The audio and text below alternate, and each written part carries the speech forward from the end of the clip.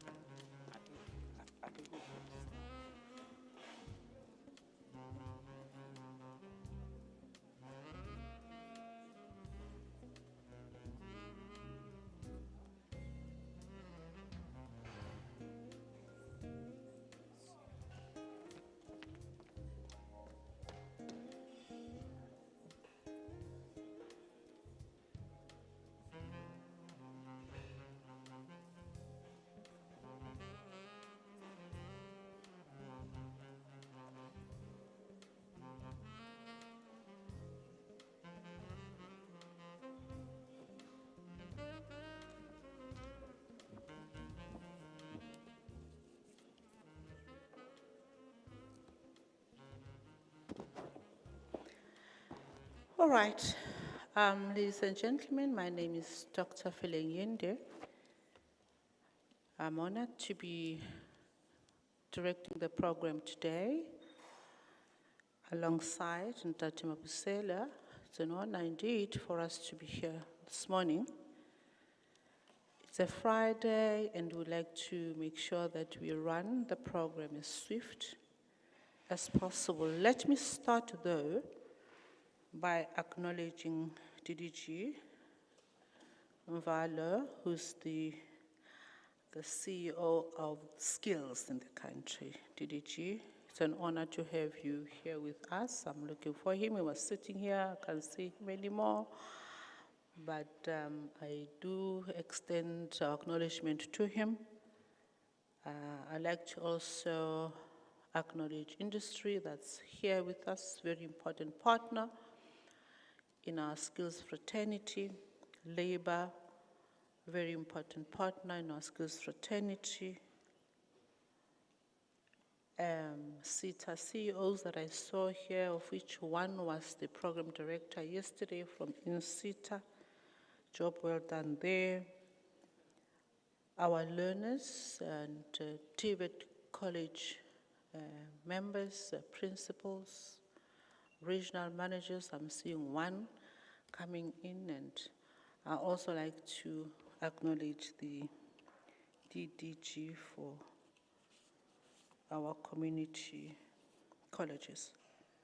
Ladies and gentlemen, good morning. With that, I would like to kickstart 20 past 10, 20 past 11, we'll try and then have our tea break just to align to the times that have been allocated to the different speakers.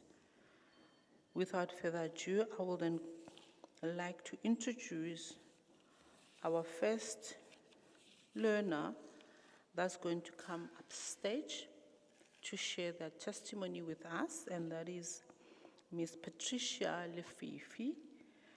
Patricia Lefifi is the WorldSkills alumni who participated in the WorldSkills in 2019 under the automobile technology skill. She completed a trade test in 2023. She is currently working at Maludi TVET College as a facilitator.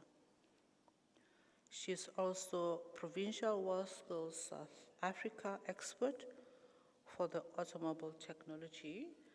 If you are here, Patricia, can you please make your way up to the podium? And as we do that, we'd like to maybe just quickly see the background that's going to be played on the screen as she's making her way up to the podium. Patricia, are you here? Thank you. A round of applause for Patricia as you come in.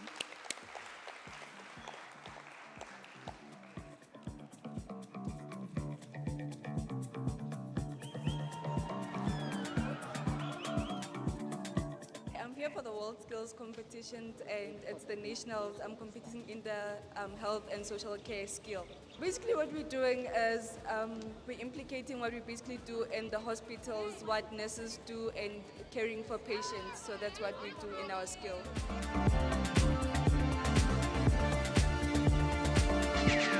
I'm Peter Muf, came from EWC, Ekurhuleni West TVET College. I'm a team leader for Gauteng Province from Jameson campus in particular. Well, we are prepared. We have been preparing the students since the competition began, and it takes a lot of work to do that, but we've done that with excellence, I believe so. Good morning, everyone. Today's work is briefly and uncomplicated. My involvement with WorldSkills began in 2019. Back then, I elected to participate to competition on casual basis, just as I did in several other workshops and initiatives. I never expected it would become such a significant part of my path as an automobile technician. And that will leave everything else behind to train for the competition, devoting my mind, my body, and my soul to it. When most people think of a mechanic, they frequently see a male coated in dirt and oil. The thought of women behind the hood remains foreign to many. As a female mechanic, my goal is to break the gender basis in the automotive business and produce the next generation of bright female motor mechanics. It all began with selection at my college, Maluti TVET College. 3 students were chosen in this stage, which was followed by regional and national level events hosted by WorldSkills South Africa. Until the nationals, I had no idea how large or important the provincial platform provided by WorldSkills was.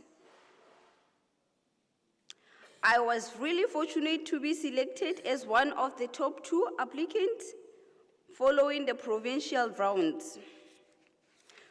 Following that, we began targeted, individualized training for both of us.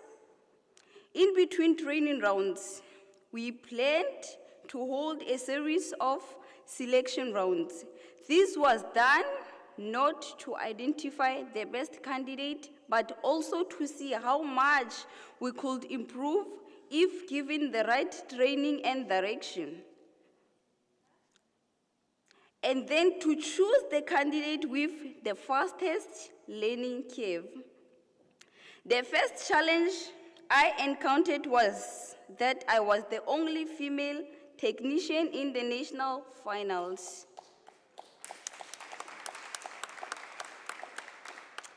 I decided that I want to teach the world as well as the next generation that wants to follow me, that no work is suited. When I entered the industry as a female, I anticipated to receive support from other women, but I didn't, since some ladies looked down on me, as if they never seen a female mechanic. It's incredible in our culture that a woman can do a man's job. With a constant effort and attention to my flaws and skills, I was able to gradually improve over the months. Unfortunately, I did not advance past the international stage, but it did not mark the end of my quest. I returned home a conqueror because I had obtained more knowledge, strengthened my interpersonal skills, and felt driven to share my experience. Young girls should consider pursuing trades in male-dominated industries since they are more realistic. All you need to do is to know how to be practical, work with your hands. I am standing in front of you today as a qualified motor mechanic, facilitator, provincial specialist. Thank you.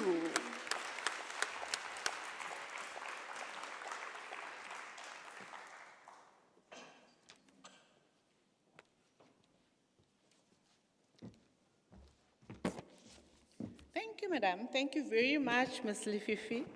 Thank you for representing young people and female in particular. Congratulations to you. Well done. The country is indeed proud of you and your achievements.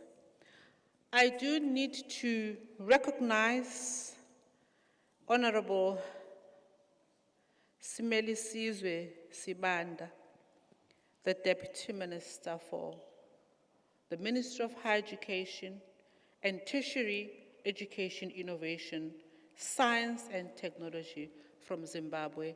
You most welcome, Deputy Minister. Thank you very much for honoring us with your presence. It's highly appreciated. I do need to also look to my left and acknowledge our DDG, Planning and Strategy, Madam Gaza. Thank you very much, and you're welcome, ma'am. And as I have not seen all the other dignitaries It's always safe to say protocol is always observed. That is the pride of the nation, Ms. Lefifi, who comes and says, this has worked for me. Well, skills serves as a reminder of the importance of the necessary skills to succeed in an ever-changing global landscape of empowering young people. We must acknowledge the potential and talent of youth and to inspire and encourage them to develop their skills and abilities. These competitions serve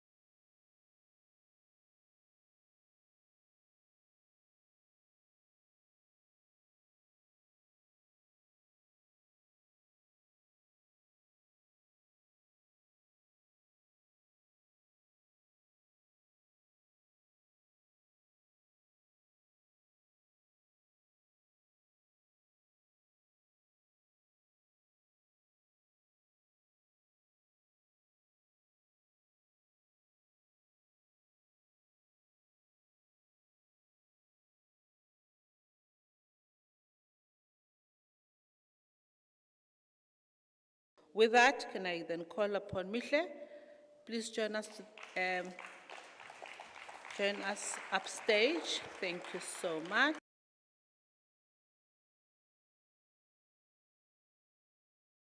A clip before he starts sharing the actual journey. Thank you very much. Over to you, sir. Peter came from EWC, Day2 West College. I'm a team leader for Gauteng Province from Jameson campus in particular. Well, we are prepared. We have been preparing the students since the competition began, and it takes a lot of work to do that, but we've done that with excellence, I believe so. You should expect EWC to win. We're taking gold to Johannesburg. That's all.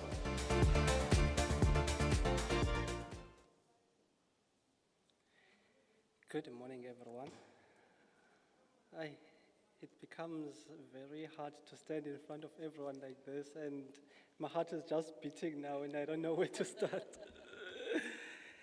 But my mission for this morning is very simple. It is to share my skills journey and my world skills journey as well.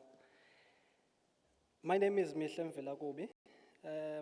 I competed at World Skills Abu Dhabi in 2017.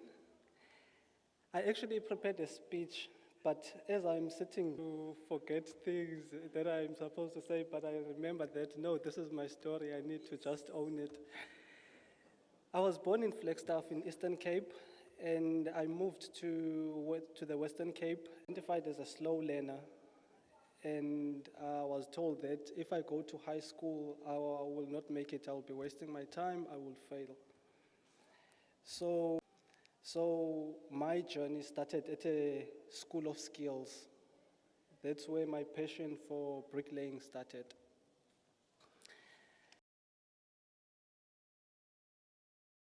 I was introduced to different types of skills, of which namely it was bricklaying, it was woodwork, welding, and it was agriculture.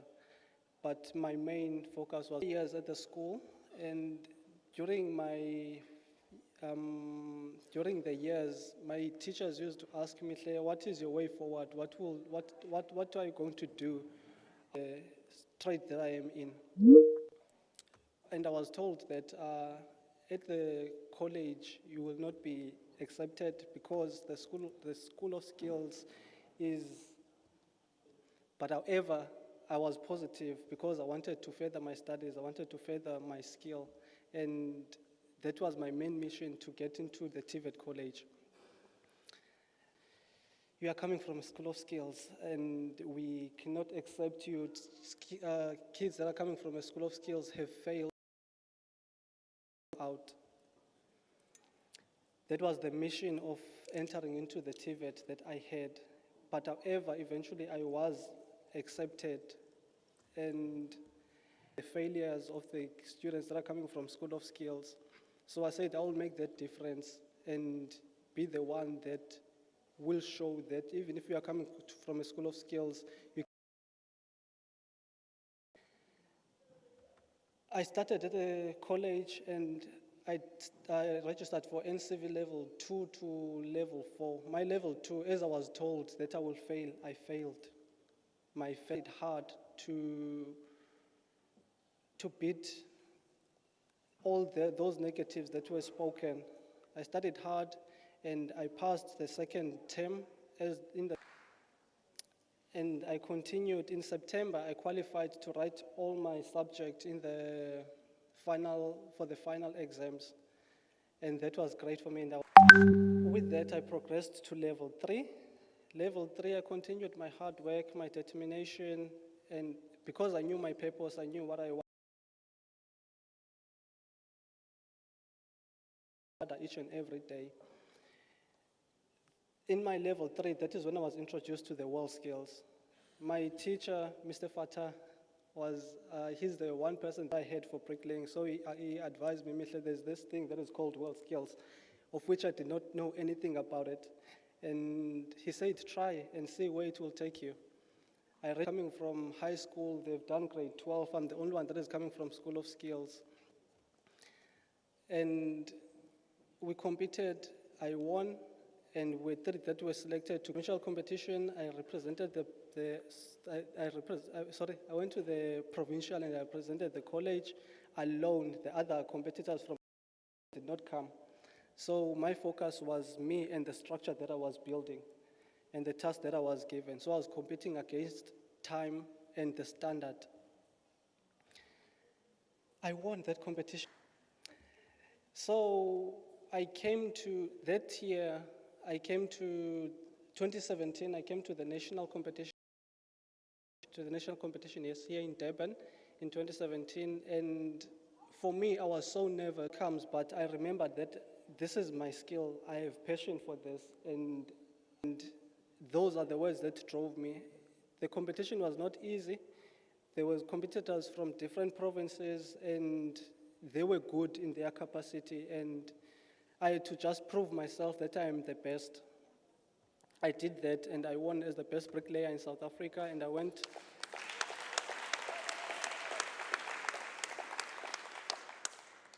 to represent South Africa in Abu Dhabi. That was one of the most greatest experience. And I remember Mr. Mvalo, every time when we going, he used to say, "Are you ready for Abu Dhabi?" I always remember those words when I see him. So, yeah, my world skills journey was one of the most amazing and what is the proper term? Spectacular. So, world skills, if it wasn't for world skills, honestly, I wouldn't have been where I am today. I am now a facilitator at the College of Cape Town. I am teaching bricklaying. And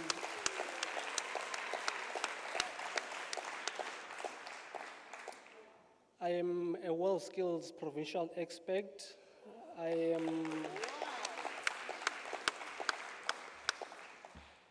Well, it's a lot.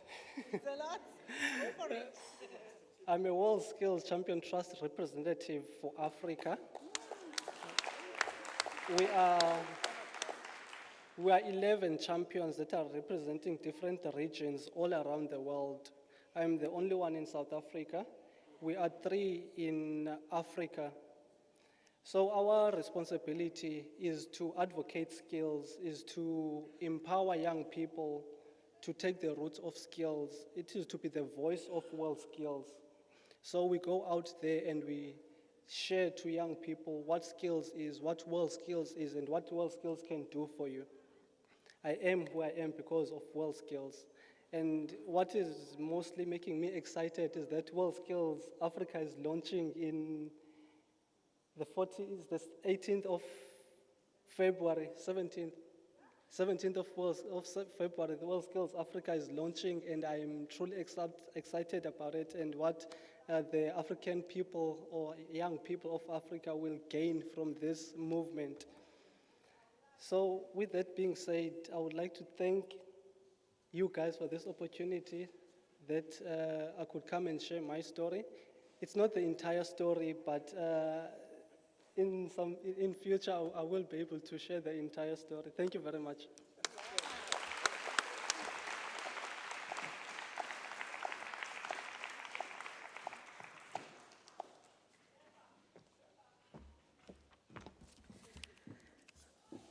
Thank you very, very much. Let's put our hands together once more for Mr. Mvelakubi. I think congratulations. All of them are in order for representing the country so well and actually making the sponsors proud, because it is in seeing what is happening and hearing what is happening that the sponsors are encouraged to invest in this very important initiative. Congratulations once more. We are indeed proud of you.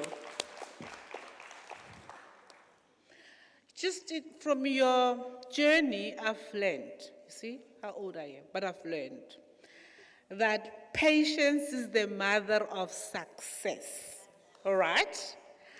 That you've got to be hungry for that thing, okay?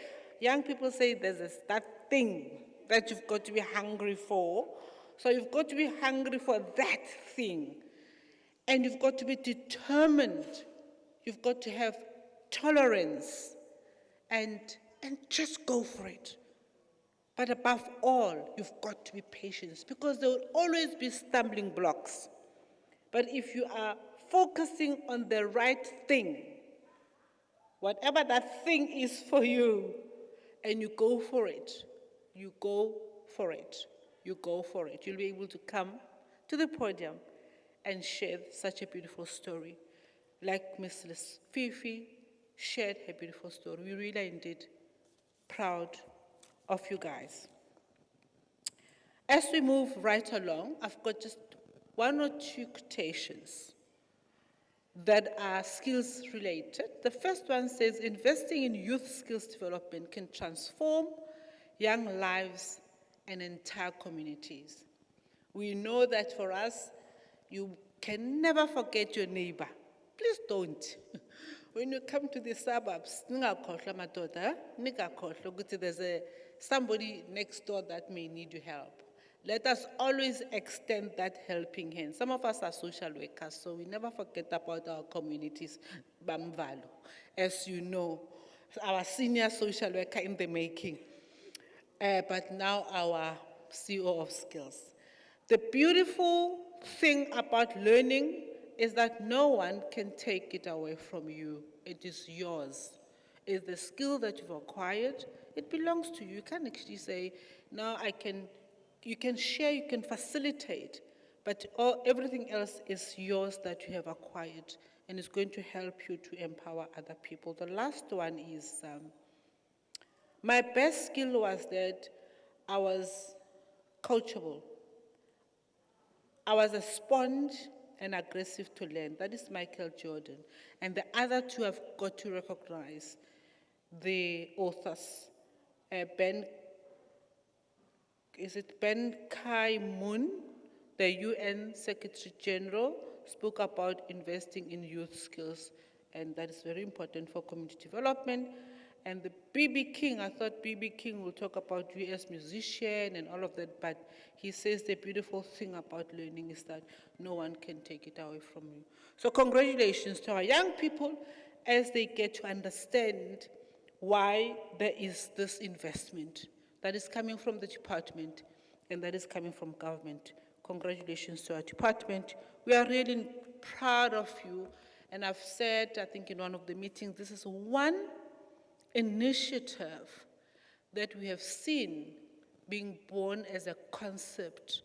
And it's one initiative that we saw it learning how to crawl, learning how to walk, and now running It is indeed running because now we have got testimonies, we've got alumni, we've got young people that say, I started the journey many years ago. This is what the journey has delivered. We are beginning to reap the results of the investment, and we really are proud of our department. The next young person that I want to call upon is Pilile Mgadi. Pilile is another young girl that has experienced well skills work.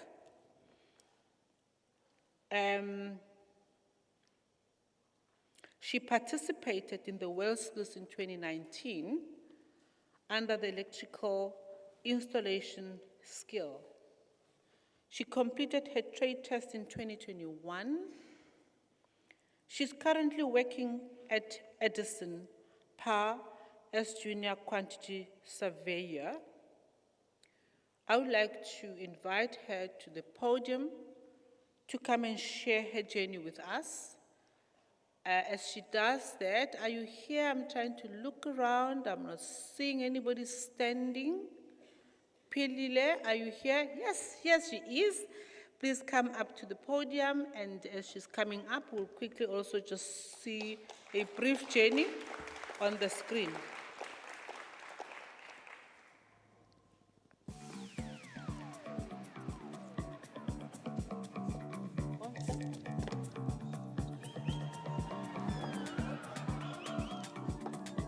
I'm here for the World Skills competitions, and it's the nationals. I'm competing in the health and social care skill. Basically, what we're doing is Greetings, everyone. My name is Pilile Mgadi, World Skills 2019's electrical champion, and I'm here to share my skills journey and how it has impacted my life. The relationship I have with electrical installations wasn't love at first sight. I had already chosen my career path when I was chosen for a learnership program, which unfortunately failed at its earliest stages, and after that, I had to continue finding a way around this new career path on my own. And while doing that, I fell in love with the cause like it was something that I had always wanted and wished for from the beginning. Looking at my journey from the beginning, where I am now and where I am heading, I can proudly and loudly say I was born for this. So I did my native course at Tegwini TVET College, and further did my practical training at Shugela Training Center under an apprenticeship program from Edison Power, which is where I am currently employed.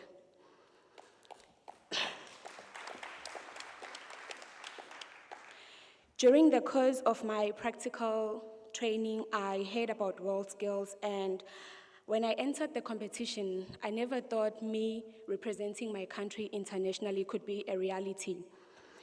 But thanks to my training facilitators who made me realize my potential.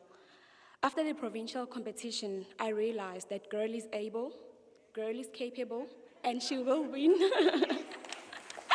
And she did. World Skills has had a positive impact not only in my career but also in life as in general.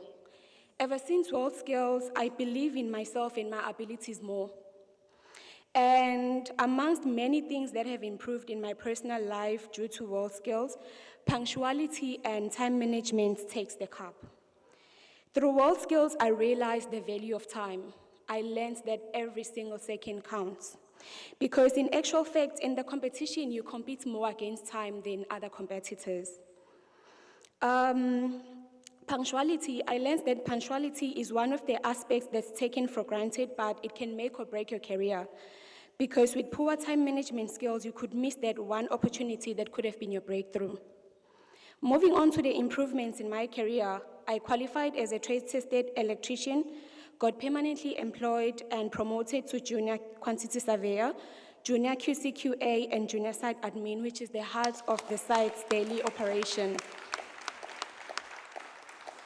Above that, I obtained my wireman's license, and recently gave birth to Tulisa Sengweni Projects, which I hope will soon be a well-recognized company in the industry. With my journey, I can attest to the theme that skills do change lives. Thank you.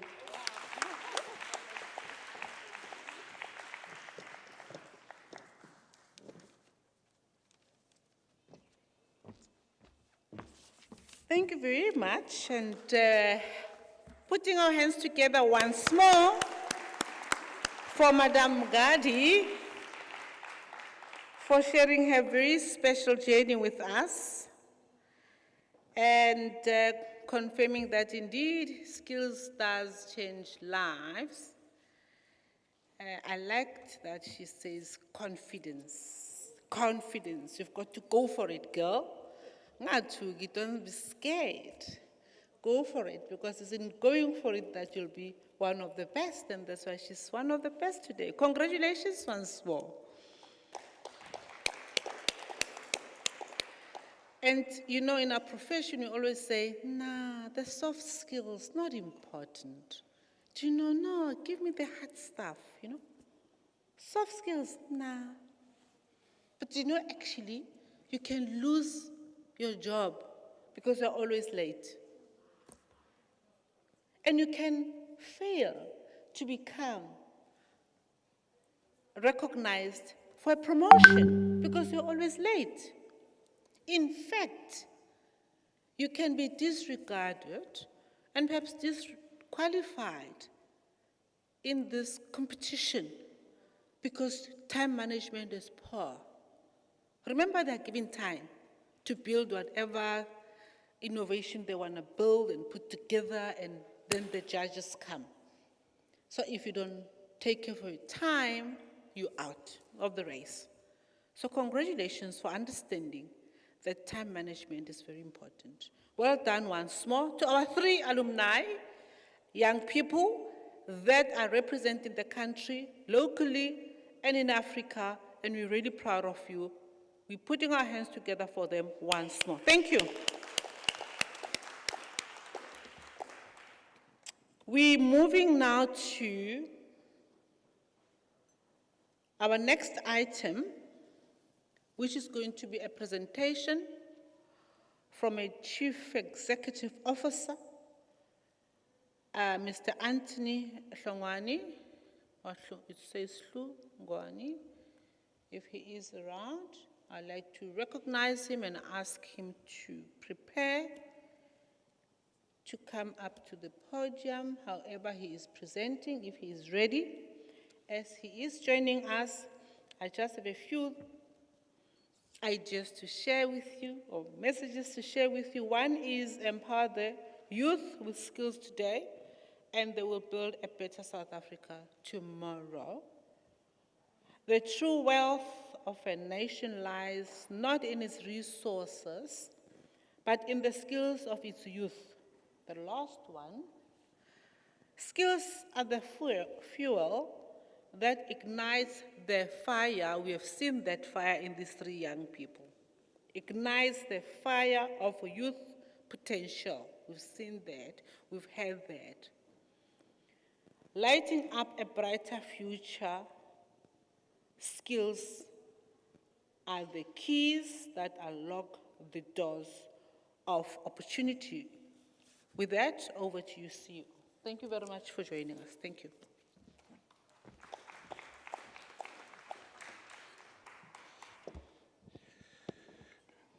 Good morning. Thank you, Program Director, the CEO of Skills.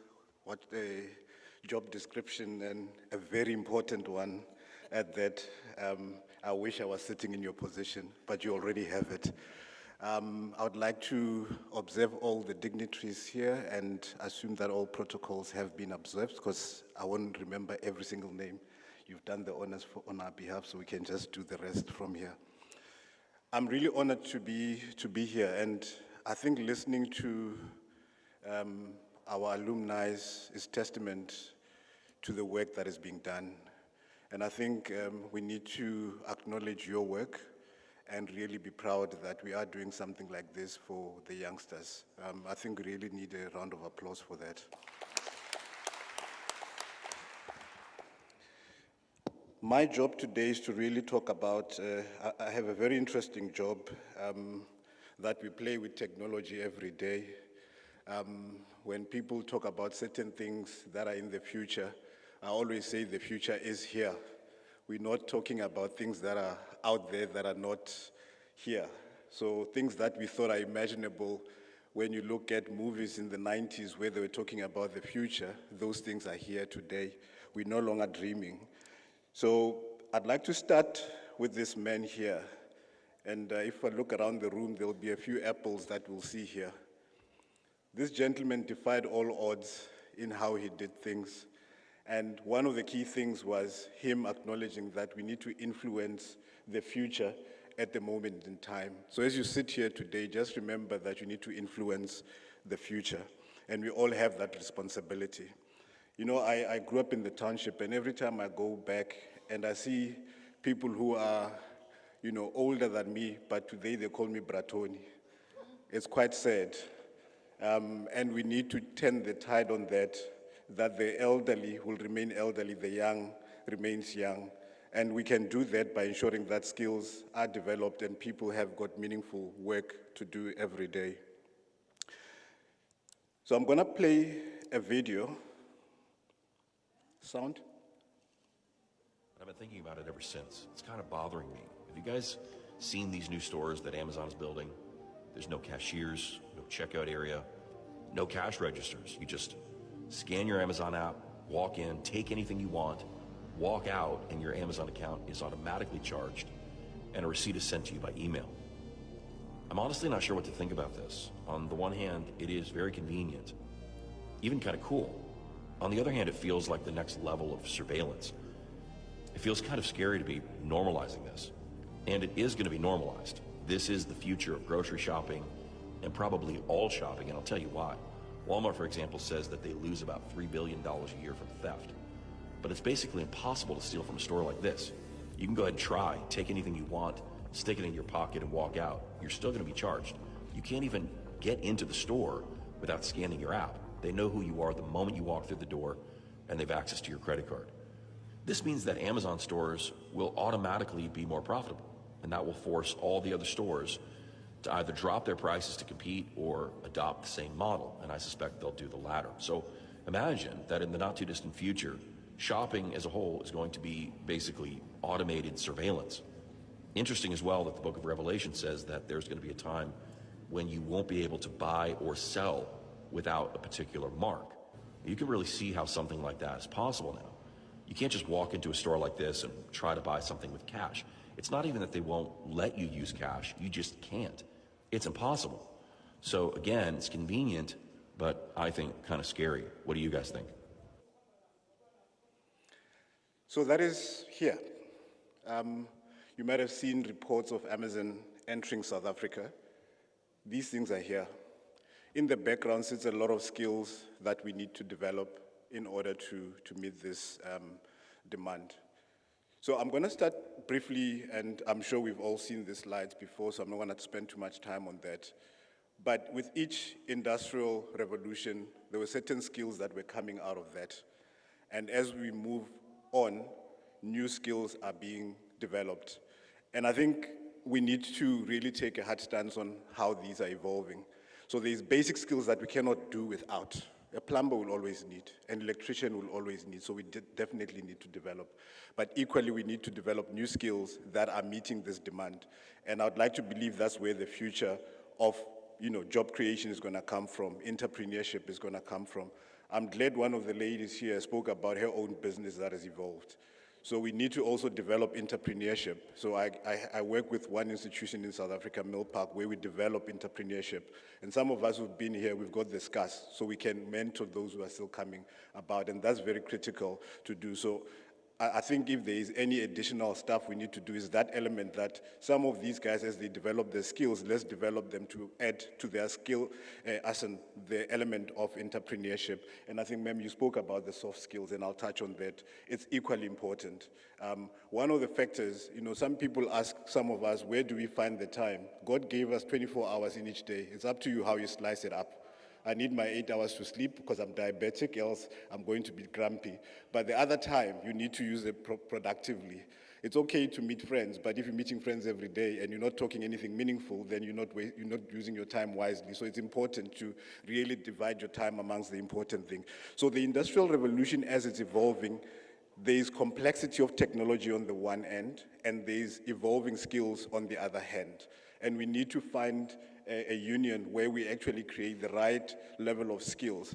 It pains me every time I hear the statement that we took basic skills from overseas and we've brought them here.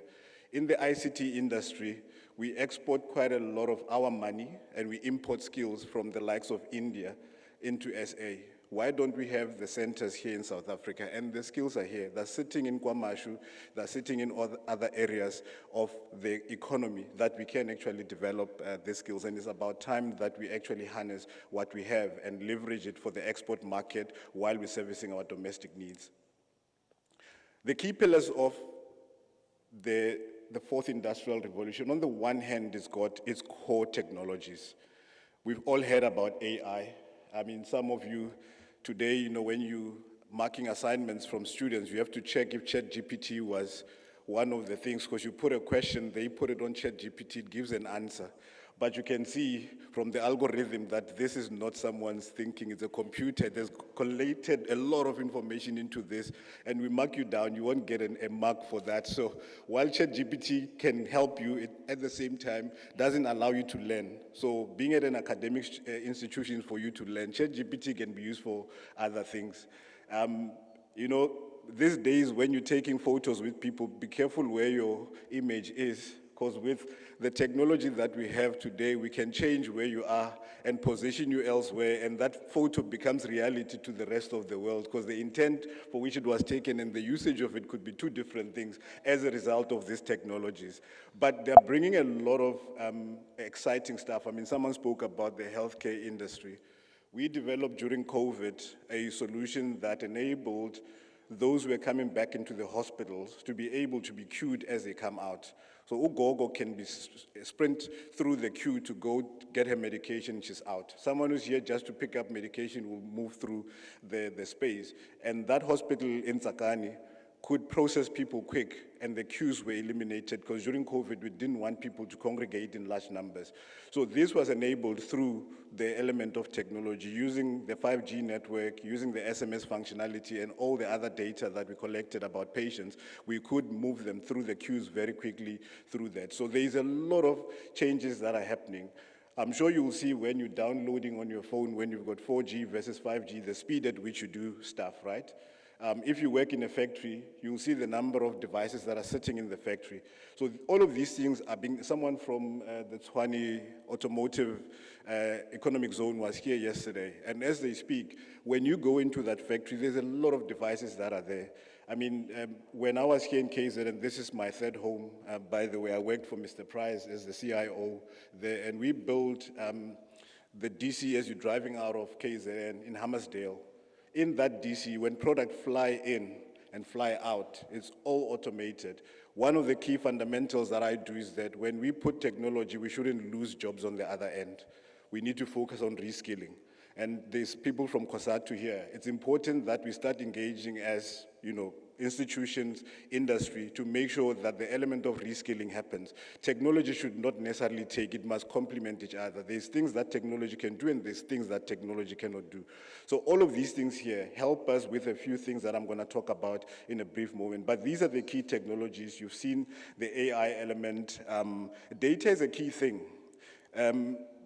When I was growing up, I used to look for things in encyclopedias which were in books. Today, my 3-year, 4-year-old, she speaks to a little Google speaker in her room and it gives her answers to her homework, which is totally different. It gives them access to more information, which means as parents, we need to be 10 times ahead of them because they've got so much information. So when I was growing up, I would go and ask for certain things. When they come with a business case. So when they're asking for things, so you don't even have the right to say no because they've got so much information. And this is enabled by this.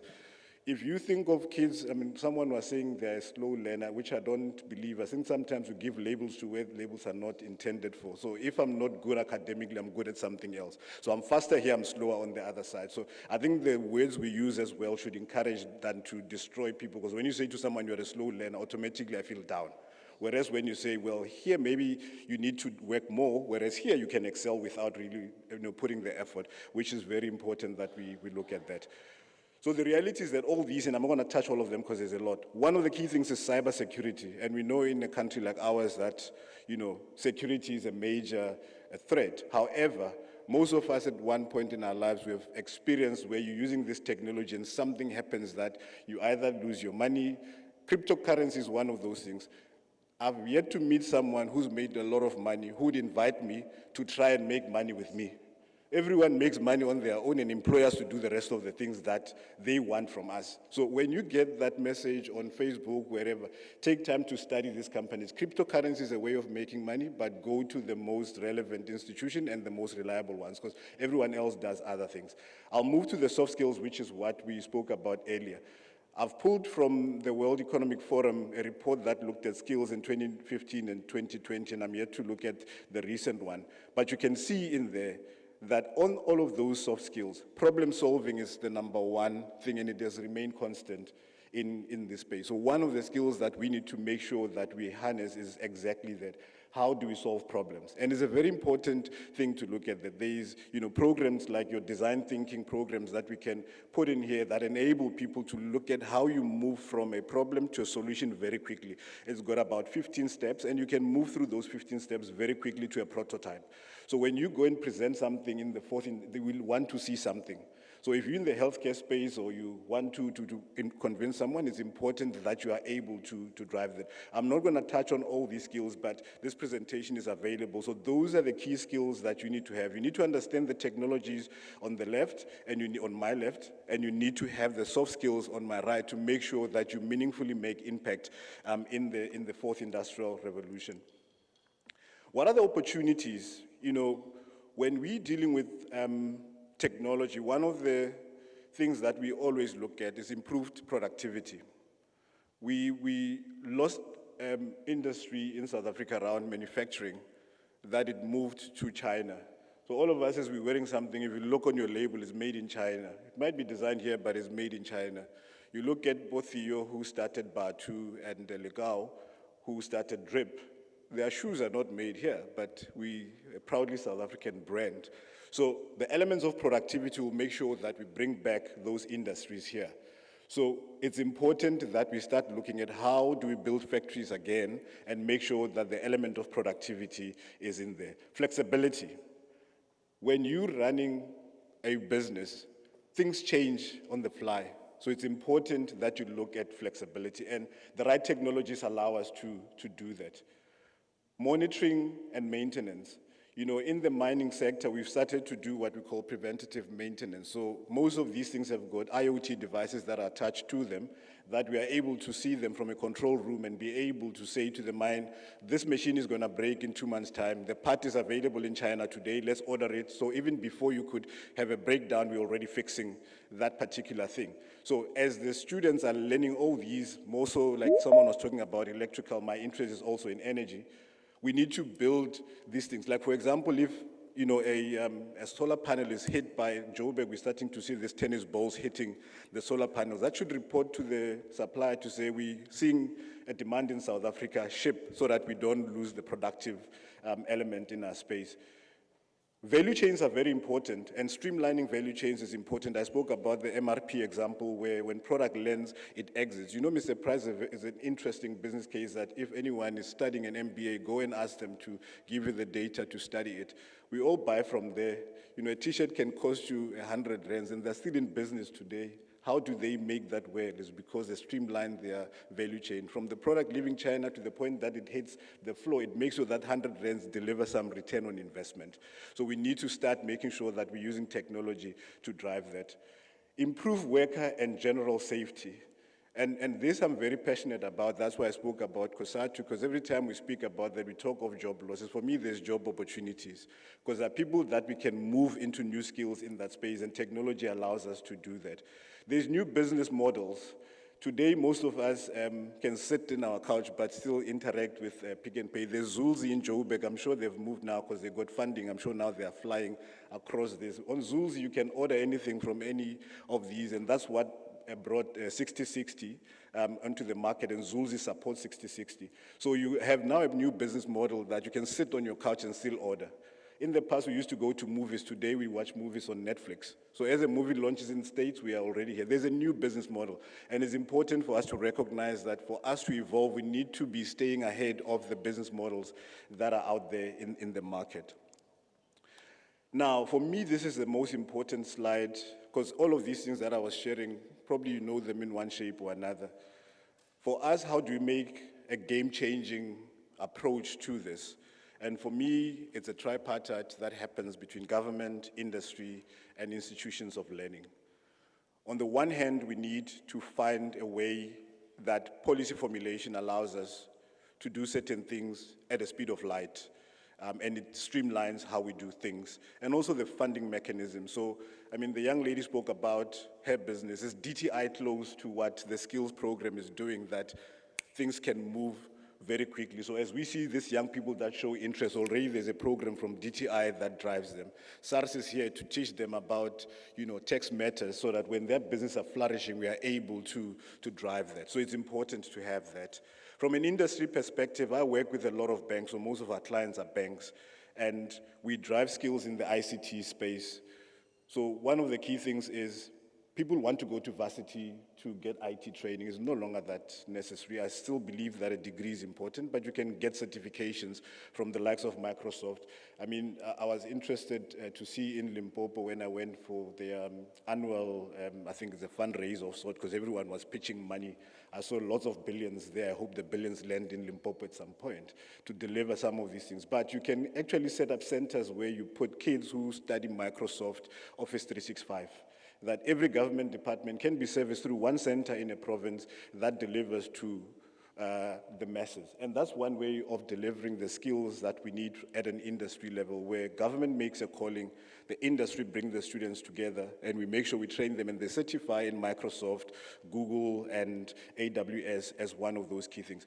But equally, the APSAs of the world and any other employer who's here, let's make sure that we're providing opportunities. When I was in trade, I made it a point that when we're looking at junior position, I scraped the issue of experience. Where do our kids get experience? They've been at high school, they went to varsity, where is the experience going to come from?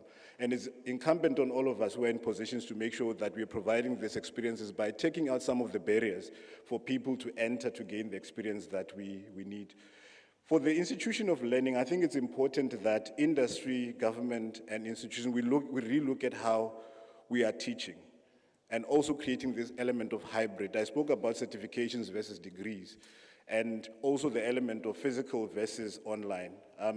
I saw the prof, the former VC of UCT, talking about where students can go to look for this, because there's limited numbers. And equally, the Falls Must Fall champion was also talking about how we limit number of certain people in certain institutions. Why don't we open this online? Because you don't need these people in the classroom per se. There's elements that we need that contact, but I think we need to look at that. There's also programs that needs to come up that we're seeing with the emerging of technology. I have yet to see an AI program in South Africa.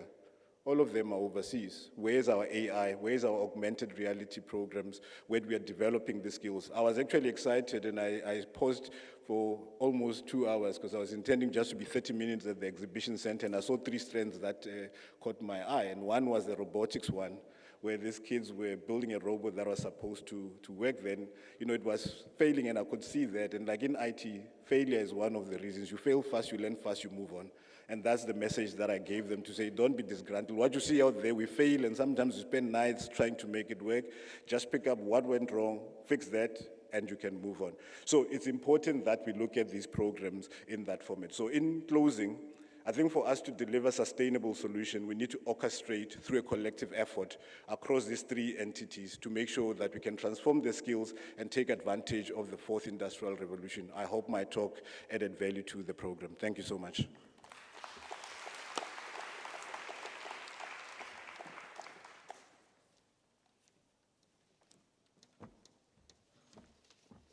Thank you very much. Indeed, a lot of value has been extracted from your presentation, sir. Thank you very much. We appreciate it. And Tate Anthony Hlongwane. I wonder if I should just take questions. We're doing quite well on time. Questions? Okay, perhaps once I've taken my last presentation just before tea, perhaps just ponder on presentations on where our alumni is. It would have been nice just for us to have one or two questions to engage them so that they feel important, because they're really important, DDG Fuchani. And they're important, very important, and that you've got a question now. Over to you, sir. Yes, there's going to be a mic coming through to you. Thank you very, very much. Thanks, Doc. Board Program member? Director, I think the one thing, and Yes, whilst looking at the presentation, let me firstly appreciate the presentation in terms of advancing technology. And thank you for speaking about mining, because my name's Mushtaq Ali. I come from the mining sector, as well as some of these other platforms. The one thing that was interesting to me is when the statement is made that we don't have our AI programs, we have these other international certifications and programs that are out there that we can latch onto, and nothing has to happen, or not everything needs to happen in a bricks and mortar setup environment. But here's, my little thought is that in the current system that we have, is there any view, or in the work that they've done, is there any information that speaks about these programs, are they constrained within the box of the NQF and accreditation? Because I firmly believe, and this is my opinion, that that's one of the places where we need to relax some of our approaches. Yeah. Thank you very much for the question. Is there another question? Mr. Hlongwane, would you want to take that question immediately? The mic? Okay, thank you very much. Sure. Thank you, sir. I think partly you are correct in how the frameworks are set up. Because traditionally when you look at AI, within 4 weeks, I can be certified and I can move on. Whereas our qualification framework looks at modules that take slightly longer periods. So for my sins, I also serve on the JET board, and we get to see a lot of research that is being done in this industry.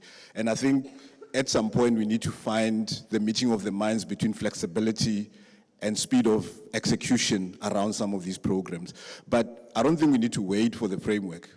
Let's do the work. So if in mining, I know you guys focus a lot on digital twins, right? So that requires a lot of, technical skills that we need to have. We can't wait for the framework to be there. The framework will find us on the way. We'll use recognition of prior learning for those that have gone before the framework is passed. Yeah, beautiful.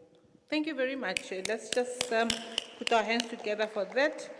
I know that there's been a lot of debate around 4RR vis-a-vis jobs. Okay, and I think it's been a very uncomfortable debate where there is an overwhelming perception that you bring the technology to the factory and that's going to replace a whole lot of jobs. But then there's a counter that says let's upskill, let's downskill, let's multi-skill, let's skill, so that we can be able to have our employees mobile in our factories. So I think that for me remains quite a big question that cannot simplistically be answered. But I think we're beginning to see the impact of technology, which when we begin to evaluate it, it doesn't really seem to be taking on jobs. It seems to be bringing on innovation and enhancement. So I think embracing it is quite important. paradoxically, when you look at Netflix, you know, I used to actually go to a movie shop and get some tapes. We used to call them tapes. This DDG, this thing is not good because it's taking our age to another level now. But yeah, we used to have we used to have what you call DVDs. You know, just go hire DVD, okay? And we can go and get DVD at this shop. And you get into the lounge, you lounge with your kids and do some popcorns, okay? And you do those popcorns that you do put some fat in, you know? And you put them inside the pan and you get your popcorns. But I know now there's nicely packaged popcorns, just heat them into your microwave and there you go, you're ready, you sit and you chill on your couch for Netflix. So I think when you look at that type of a scenario, you really wonder, because I don't see those shops anymore. So I'm asking myself, what is happening? Perhaps the answer is not that simplistic. And someone could say, perhaps they've innovated their business to Netflix, maybe ownership, share, holding, and tech, technology, maybe they're technicians and stuff like that, because that's their area of work.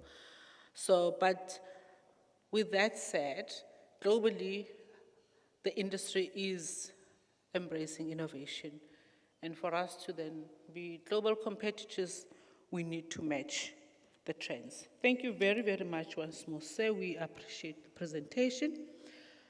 Just before we break for tea, my last presentation, and I think we are on time. We have got a presentation from the Chief Advisor of the project, Ms. Tsuko Ikeda, together with Mr. Naunari Miyoshi from JICA SA office. He is a representative. They will be talking to us about Japan's contribution to skills development in South Africa. Without really wasting any further time, let me bring them on board. Thank you very much.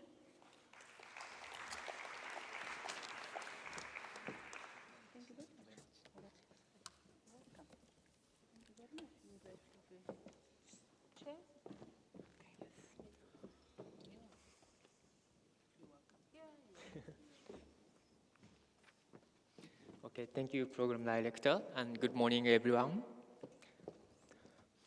First of all, it's my pleasure to have an opportunity to introduce our project today. My name is Miyoshi Naonari. I'm representative of JICA South Africa office. Let me start with what is JICA. JICA stands for Japan International Cooperation Agency. We are a Japanese government institution. We normally work very closely with Embassy of Japan in South Africa. And then JICA is responsible for implementing Japanese official development assistance. So I'm originally from Japan, but currently I'm based in Pretoria. Yes. And JICA's portfolio in South Africa is very broad. For instance, we have projects in agriculture sector, health and education, and so on. But collaboration with Tibet sector is very important and one of the priority of our office. And JICA started technical cooperation project in 2018, which name is the Project for Capacity Development of Pilot Tibet Colleges for Artisans in the Republic of South Africa. And two pilot colleges are selected. One is Tuane South Tibet College in Pretoria, and another one is Northlink Tibet College in Cape Town. And we basically focus on fit and corner trade because that is because we consider or we believe fit and corner is a fundamental skill and a widely used skill in various fields.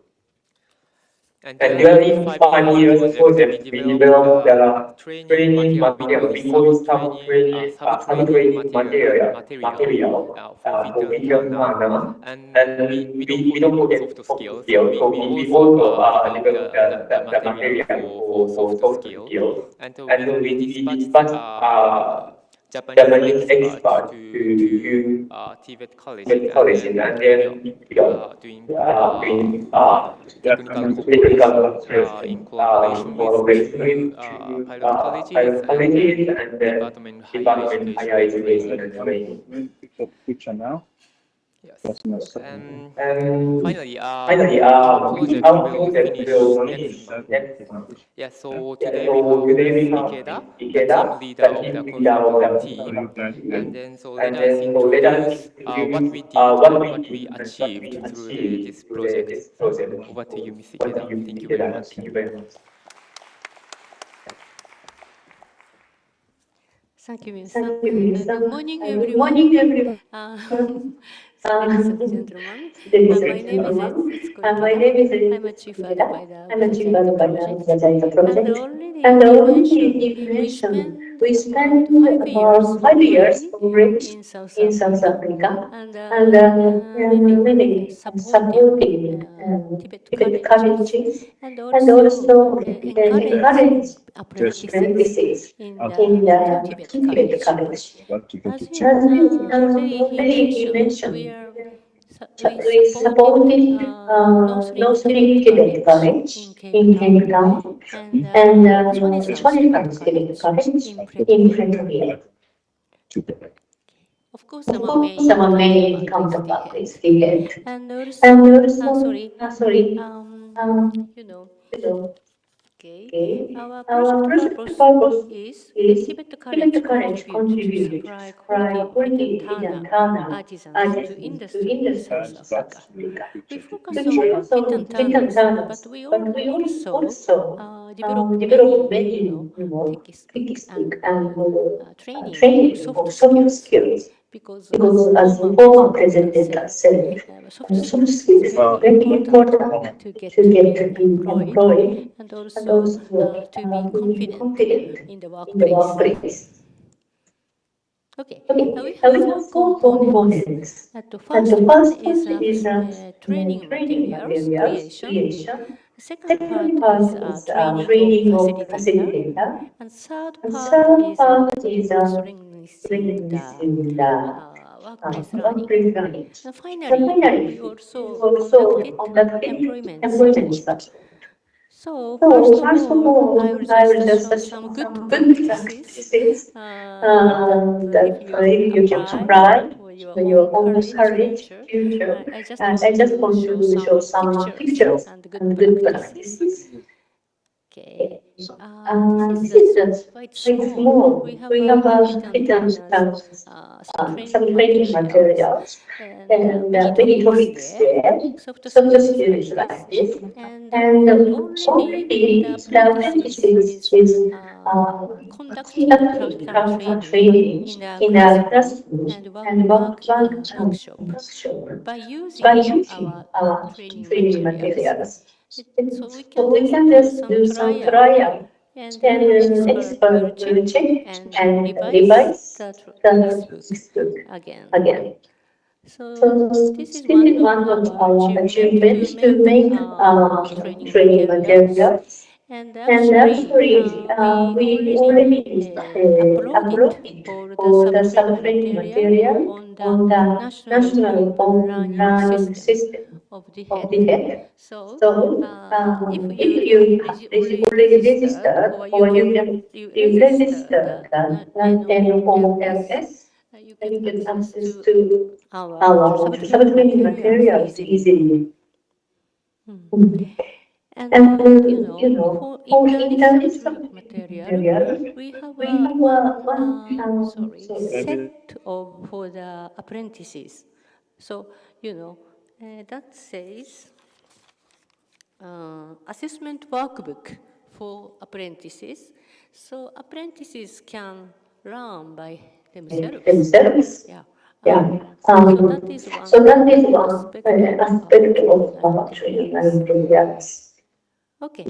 Okay, This is a this is training a of training of trainers. It is trainers. mostly It is mostly encouraged. encouraged. And And actually, our Japanese expert visited to the to the colleges. colleges, And and from from our, we have a we have history a of the history of Tibet. Tibet, And also and also vocational vocational training. So training. from So our from our perspective, we perspective, we conducted conducted practical training practical training to the to the facilitators. facilitators. Actually, we Actually, we already already conducted skill conducted skill competition, but competition, it's a but it's a small one. small Of one. course, we Of course, we compared with compare world with skill. world skill. It's It's just two courage two compete courage each compete other each other. because we Because support we the support two the two courage. courage. So So this this top top five of five the of the 20 South, top 20,000, five top of five of Muslim Muslim fight fight each other. each other. And And we we selected the selected the first first prize. prize. And this And is the this is the lady lady, of the 20 that's what South sells courage. courage. Of Of course, it's course, fit it's and fit Tana. Tana. And And this, this, sorry, sorry, this this event event was was very very much,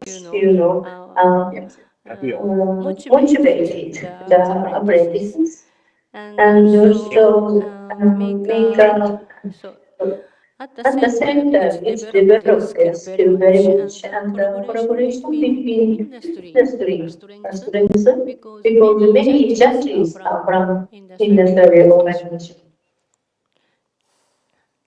Okay, this Okay, is this soft is soft skill skill training training by by expert. expert.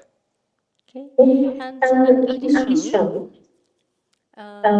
we we conducted conducted OJT for OJT for 5S 5S Kaizen Kaizen activities for the activities for the apprentices. apprentices. So For apprentices apprentices, just make just a make a group group and they and discuss discuss about what about is what up is 5S or 5S or Kaizen. Kaizen. And And finally, finally, they they will have will to have to present present their their own, own, activities of activities of Kaizen. Kaizen. So it So it also, also increase their increase their confidence. confidence. And And it's a very it's a very unique unique activity, I think. activity, I think. Okay. Okay. Now that's many of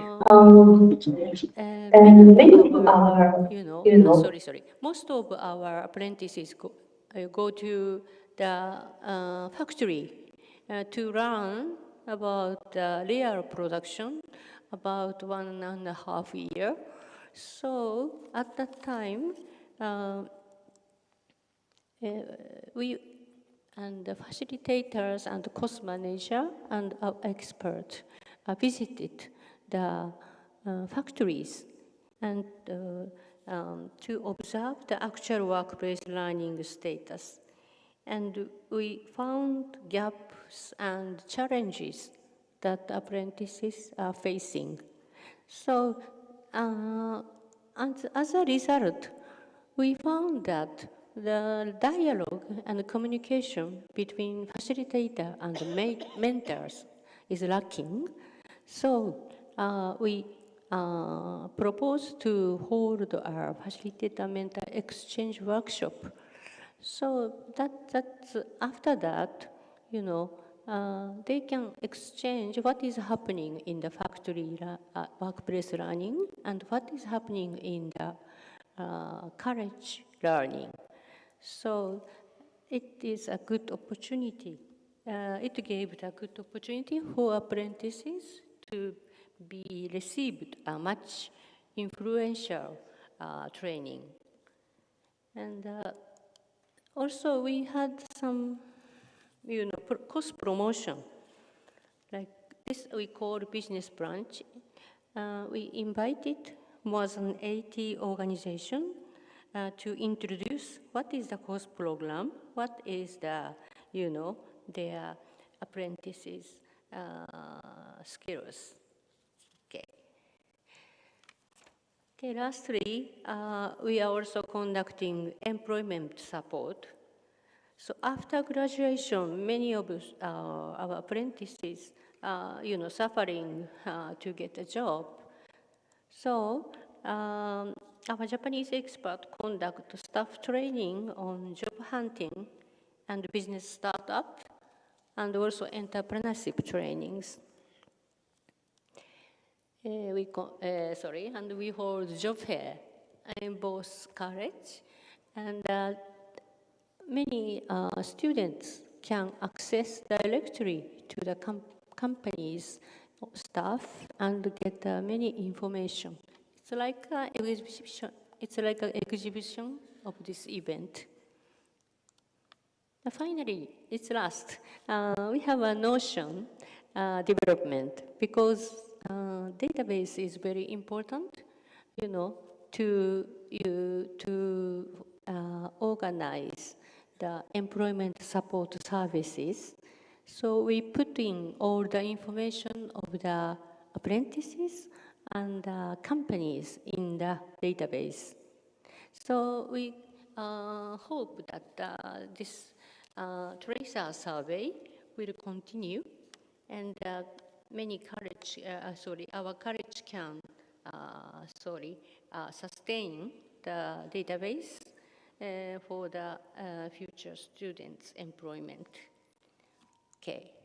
Lastly, if you are interested in our sub-training materials, you can access to the National Open Learning System. So it shows the QR code, and I think many of you already registered, but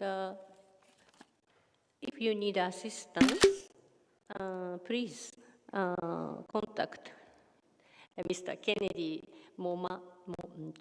at the head, because this is very good resources for you to learn about all the trades, all the skills in the area of the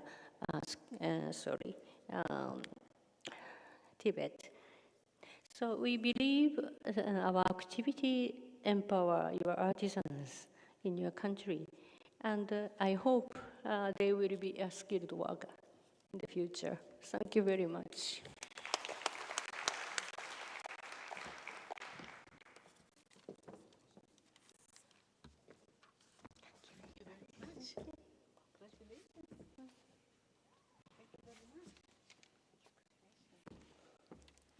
Is this yours?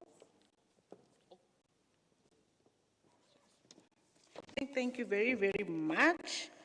That is our representatives from the entity called Stika, based in Pretoria. We had Mr. Miyoshi, as well as Ma'am Ikeda. Thank you very much. Let's put our hands together for them once more.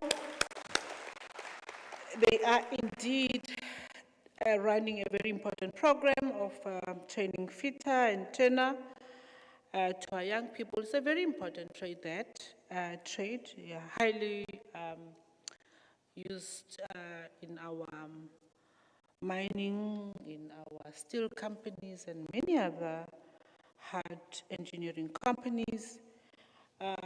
They really are used to fit and assemble, grind, and shape metal parts. And that is then used to fabricate production machines and other equipments.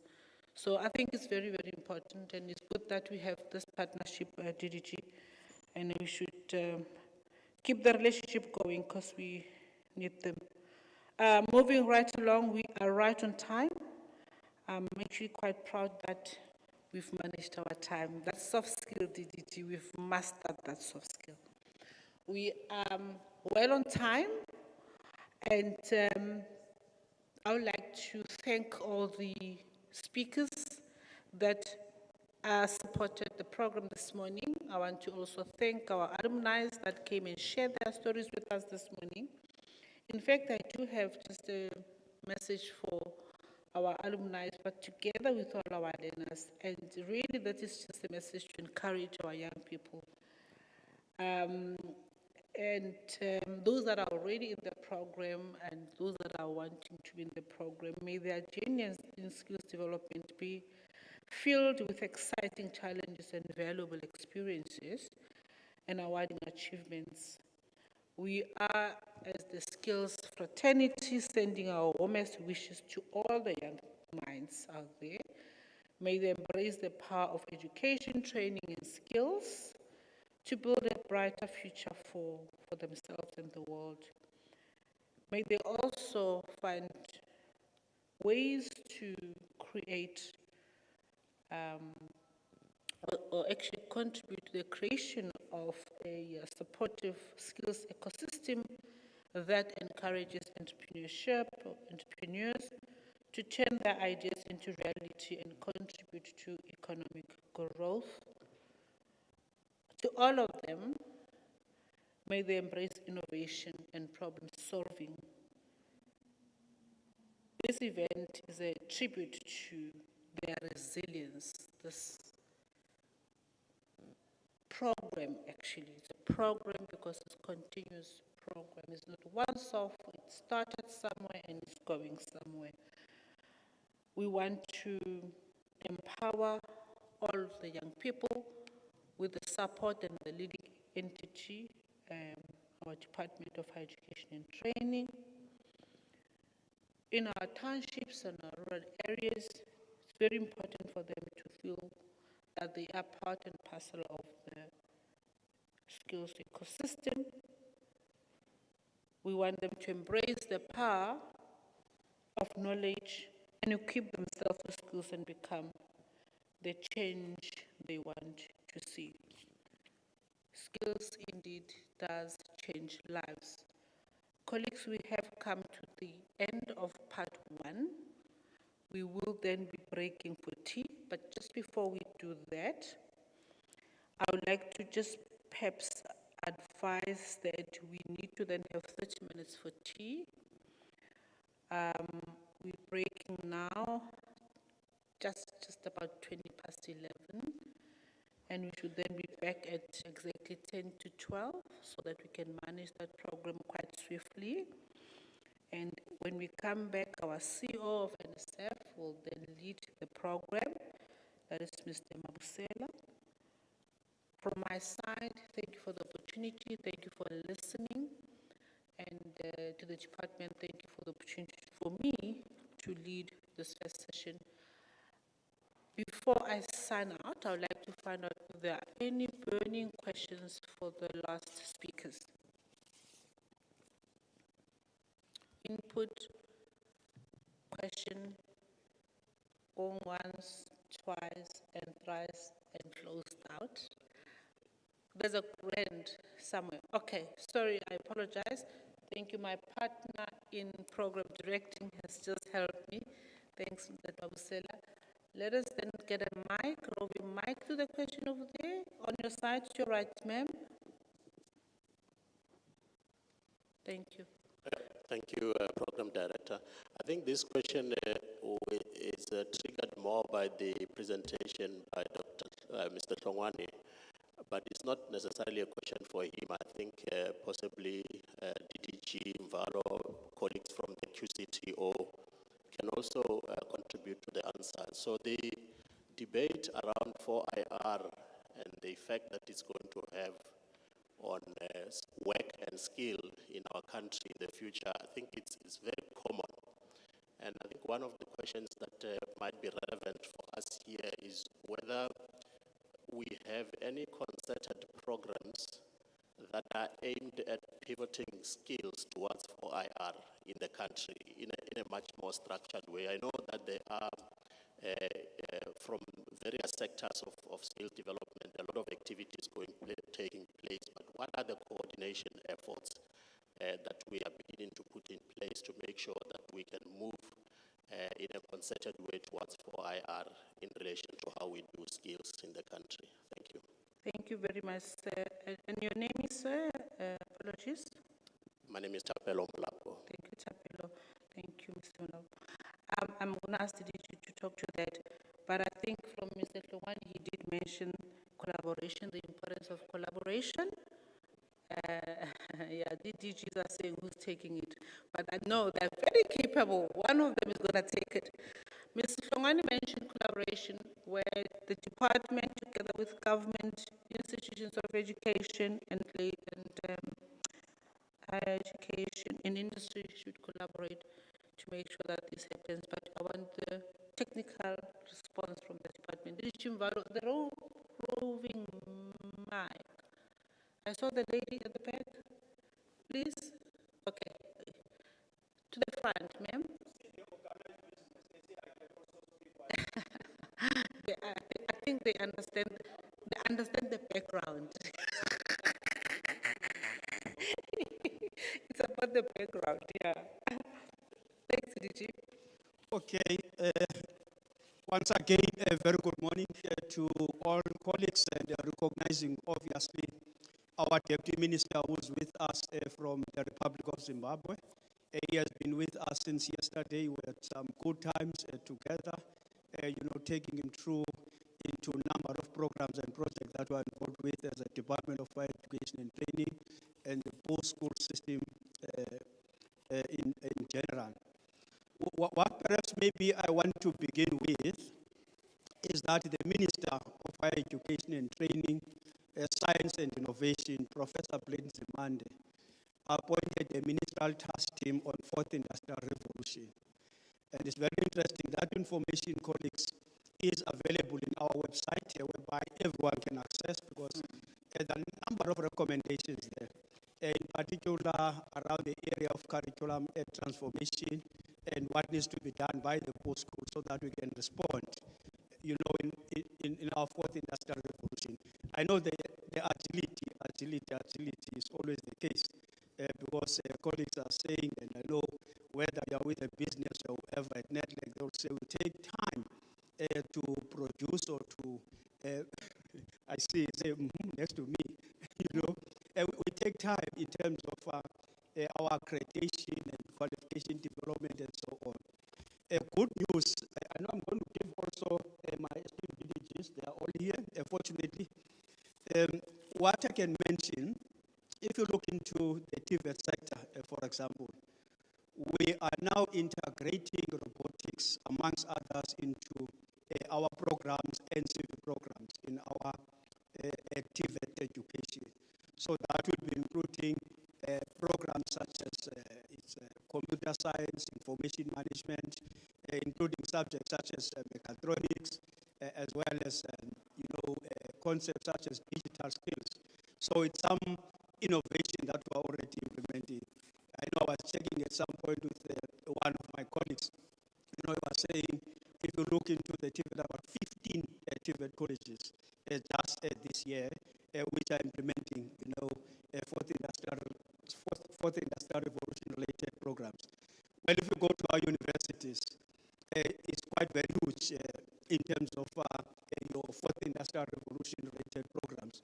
I know at some point I was doing some calculations whereby I found that those who are doing undergrad, with your fourth industrial revolution related programs, are somewhere close to 199,000, quite very huge. And those who are graduating in that area, some around about 70,000. If you look into TVET sector, I should think we're somewhere around about 7,000 if you look into enrollments.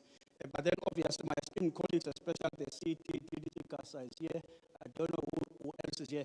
I saw also my esteemed doctor there, Dr. Patricia, raised, he's saying to Mamina, send me.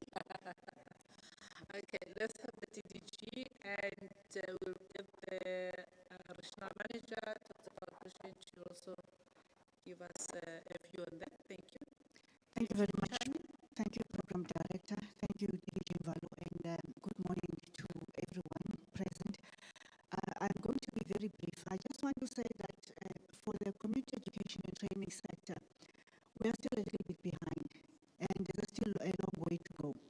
But having said that, we don't have to take a long path. We can learn from what particularly has already taken place in the TVET sector, in the skills area, and then work from there. We have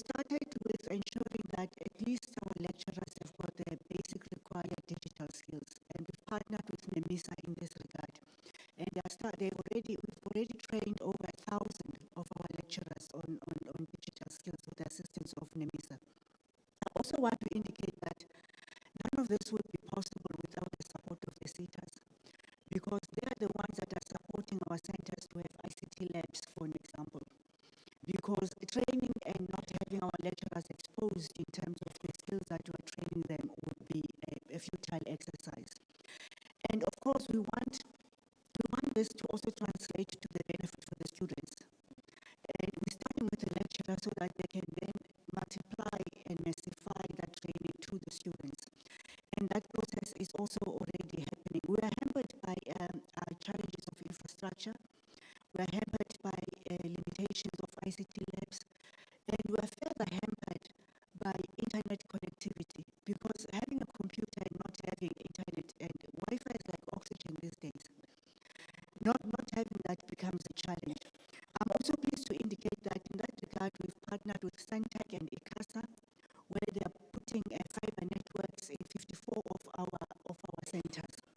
And lastly, I think we've taken some of our lecturers and just threw them in the deep end, where we took them to China last year for training in robotics, so that they a small scale being exposed and also start having that exposure. But I must indicate that our lecturers did us proud. And these are lecturers who were not exposed to any digital platforms before. And they went straight from nothing into robotics. And they did exceptionally well. So we are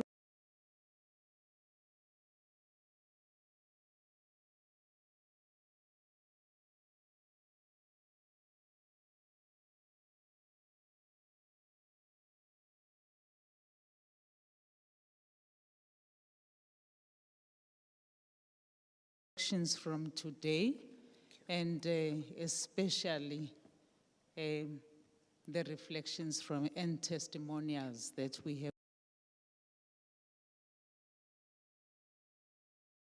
Them a round of applause.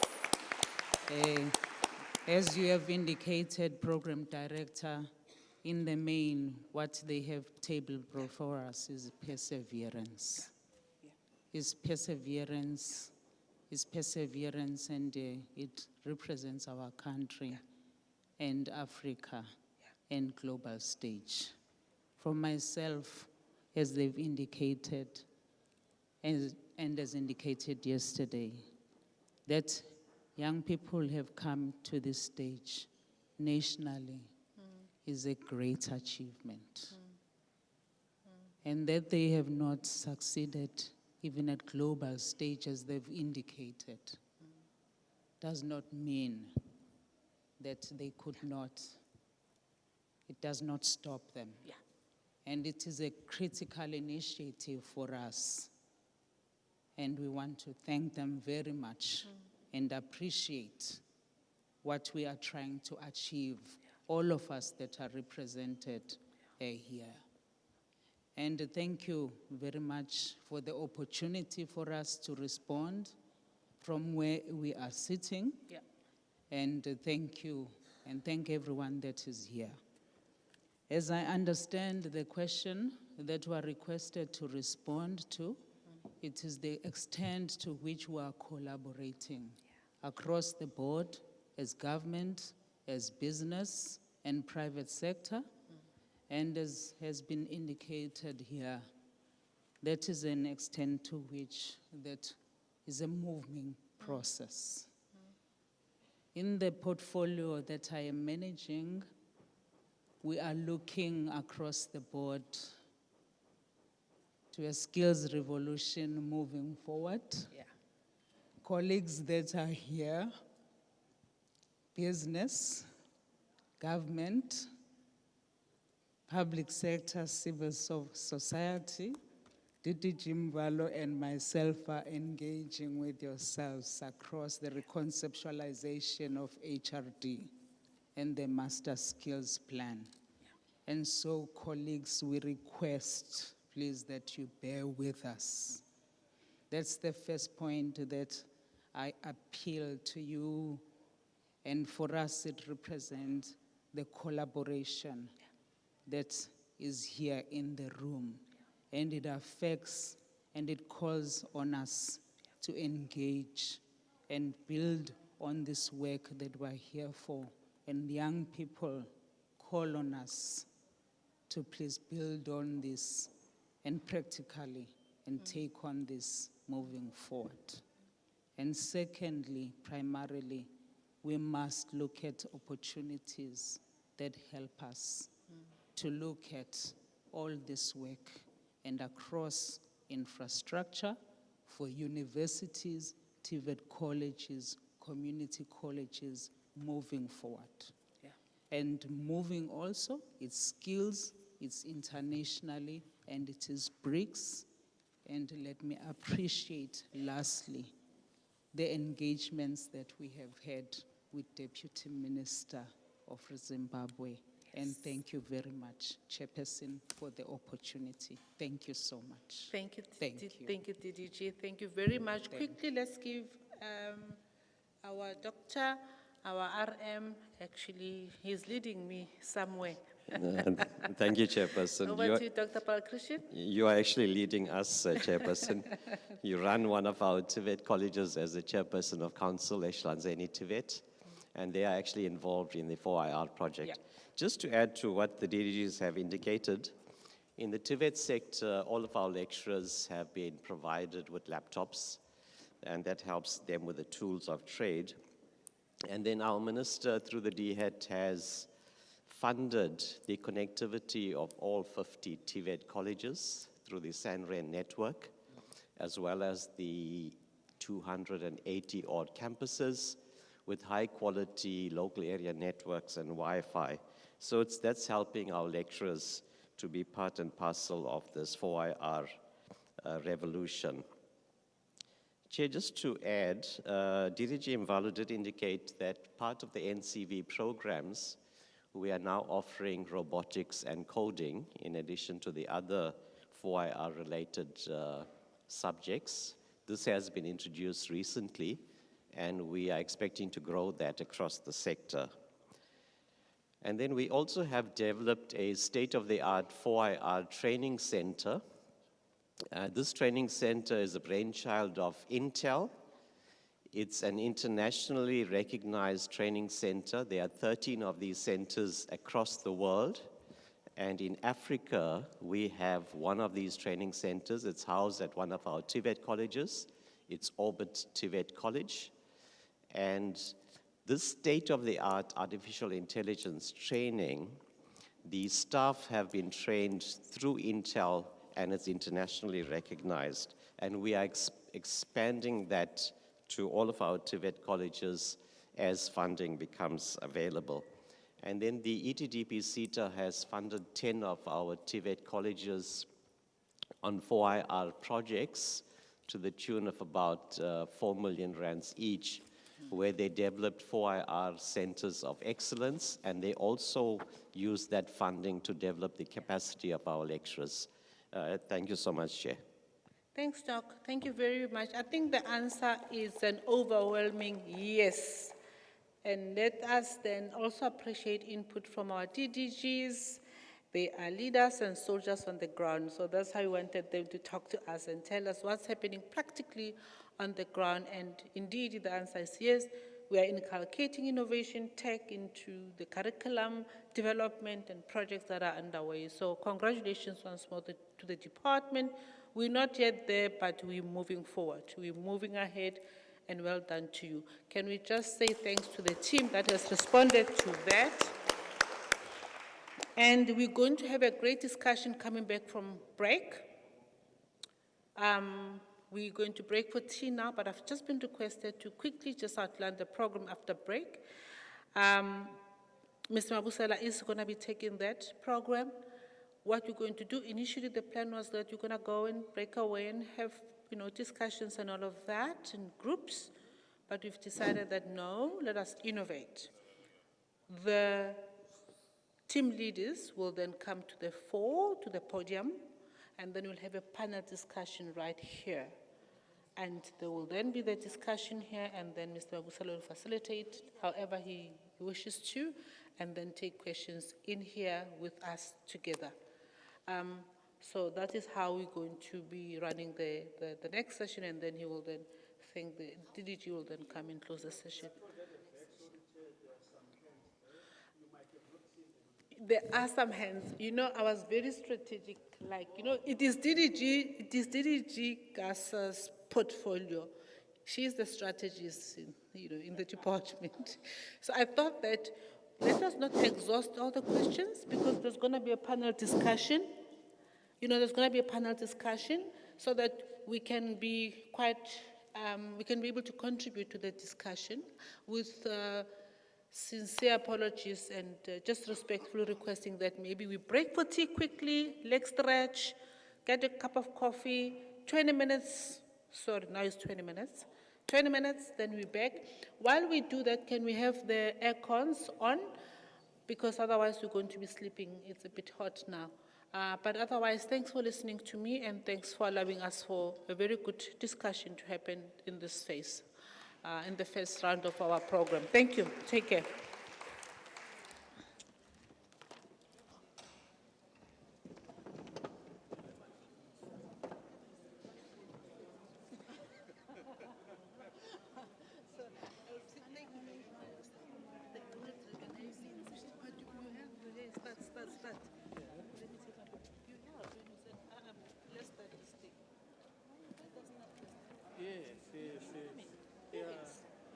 Because otherwise we can't win.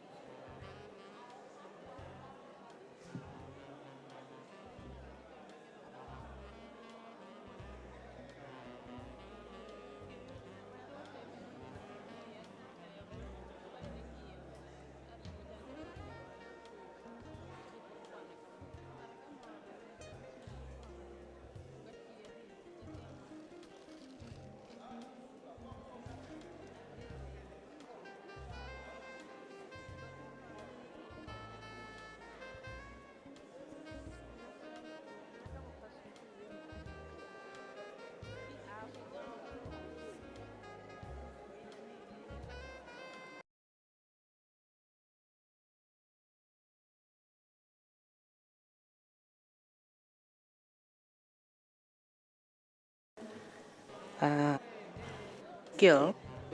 As a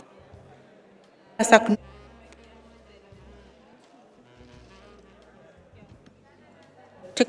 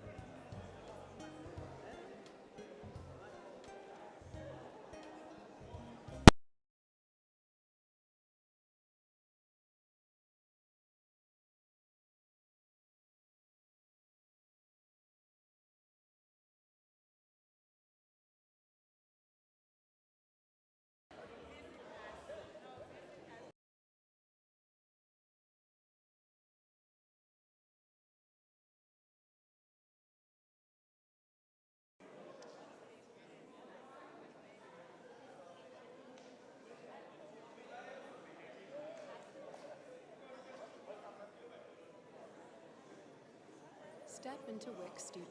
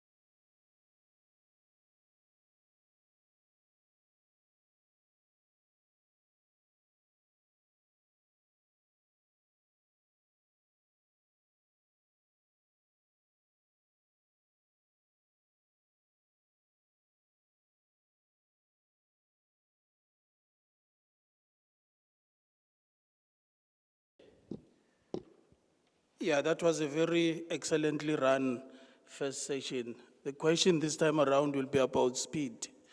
How fast do we drive? I know it involves a lot of things. And I don't want to pronounce on them, but I know that the expectation is 120. We're on a highway now towards completing this program. My name is David Mabusela. I'm currently the acting executive officer at the NSF. Yeah, I'll be driving this vehicle at a very fast speed, which will take us right up to literally the closure of the program. Without further ado, this is the session in which initially it was billed as a breakaway session, but now it's going to assume a character of a panel session or discussion. And it, however, retains its essence. What we will do, I'll invite the stakeholders here to come forward, and they will then take us through the critical points or the pertinent points to which their briefing was given to them. And based on those expressions, it will then be an interactive session between the panelists, as well as the house here. So a lot of questions which were not asked previously, it will be a chance then to field them. As I have said, I'm quite strict on the question of time, and therefore the session is actually built to take about 1 hour, is it 1 hour, 30 minutes? But then it was 1 hour, 30 minutes because it was going to be a breakaway session. And I believe that we'll have a lot of time to save. It's efficiency actually to bring this on board. And without wasting your time, colleagues, it's my privilege then to call upon organized labor representative, Mr. Babsin Tlapo, to ascend the stage.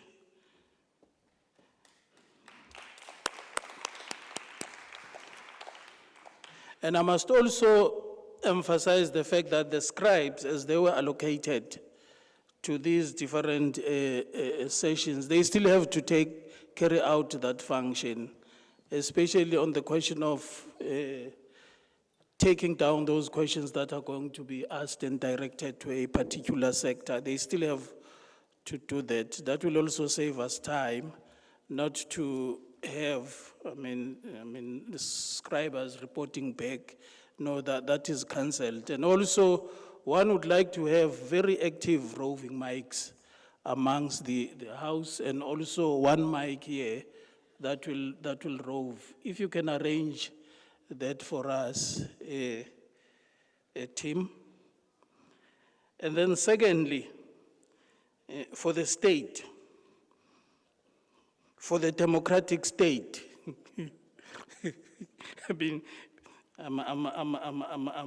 see that organized labor is qualified to say organized labor, but state is just state. What state? Democratic state. So we'll call upon Didi Jimvalo. You may ascend the stage. Didi Jimvalo is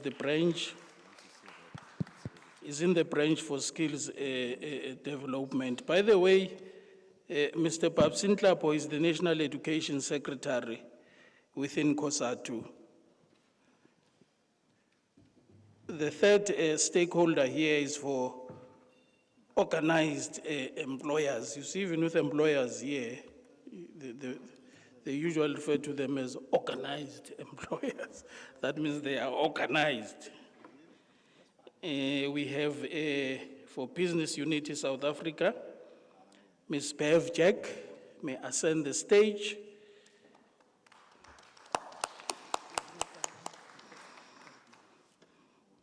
And then for the sitters, for the sitters, Sector Education and Training Authorities, we have the Chief Executive Officer of CHITA, Mr. Pillay, may ascend the stage.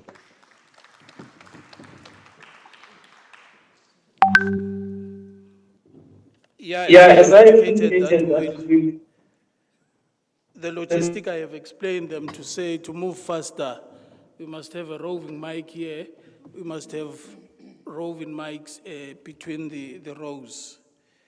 Just to take you through the brief outline of how we are going to conduct this, moving away, of course, from what was initially scheduled, we are quite adaptable, and our adaptation, but still will retain the context as it is. The brief that was given to organized labor in the breakout session, which will still hold here, they were required to discuss how organized labor can contribute to the growth and development of apprenticeship and artisans in the country.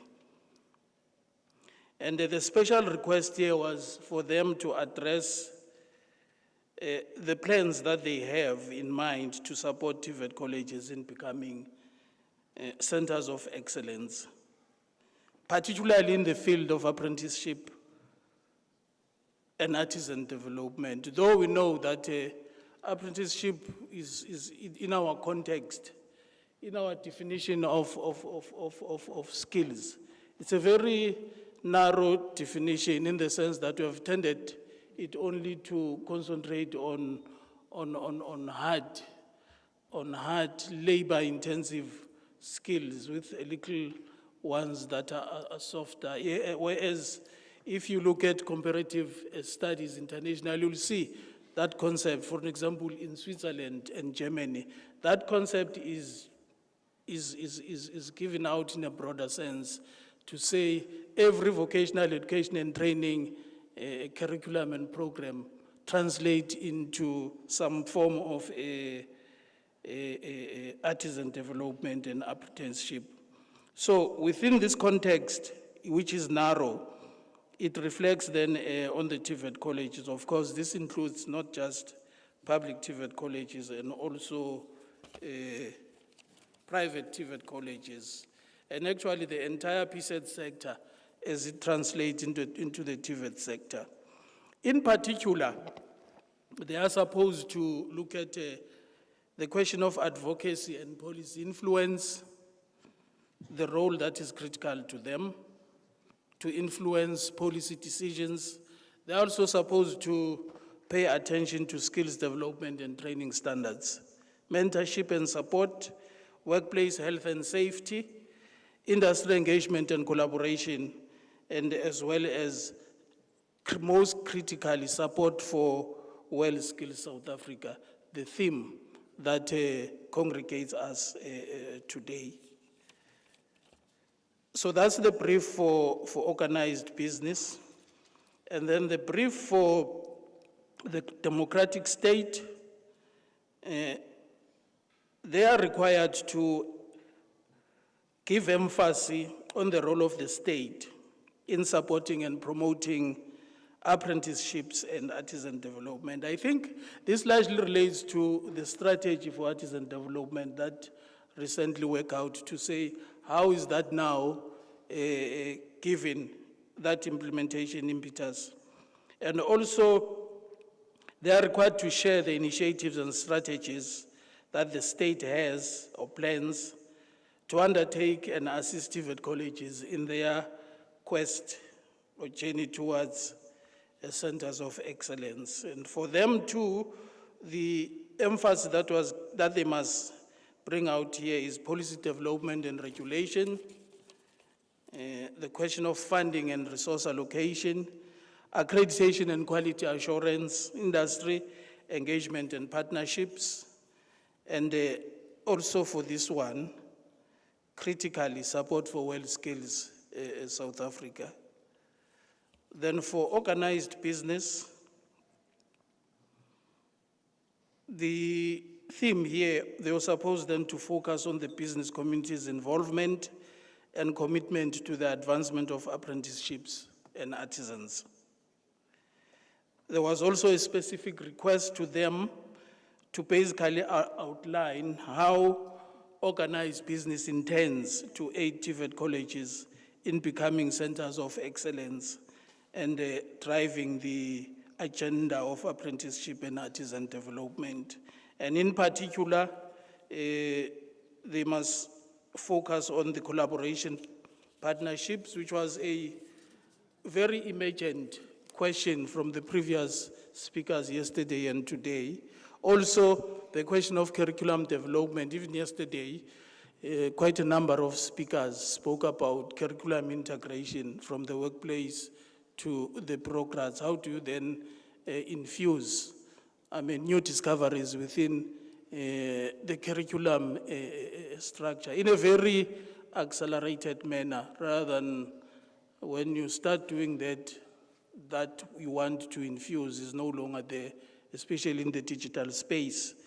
Business will assist in that regard, and also on the job training issue. Also industry training and upskilling, particular lecturer development, job placement and employment opportunities, and also from them, the support that they will give to Well Skills South Africa. And then for the sitters, the theme or the topic that was given to them was their view in shaping the landscape of the apprenticeship and artisan development. How do we explore the dynamics that are allocated there? And also the sitter dedication to assisting TVET colleges in their path towards excellence, particularly in artisan development and apprenticeship, and with special emphasis on labor market analysis and skills planning, partnership facilitation, accreditation and quality assurance, funding support, skills development and monitoring, and lastly support for the Well Skills South Africa. There's quite a number of emphases that are cross-sectional to the panelists here. It will be interesting to hear what they have to bring to the House. But then I still emphasize to say it's critical then for us to have scribers also taking down all that is presented here, and also the responses that we will have once we open the question and answer session. I'll start with organized labor. Based on the brief that I have just narrated, I'll ask then, yes, I am following the agenda. The agenda puts you, Comrade Babs Nhlapo, on the spot to say open sesame. So it will depend what is behind sesame. Kosatu, National Education Secretary, Mr. Babs Nhlapo.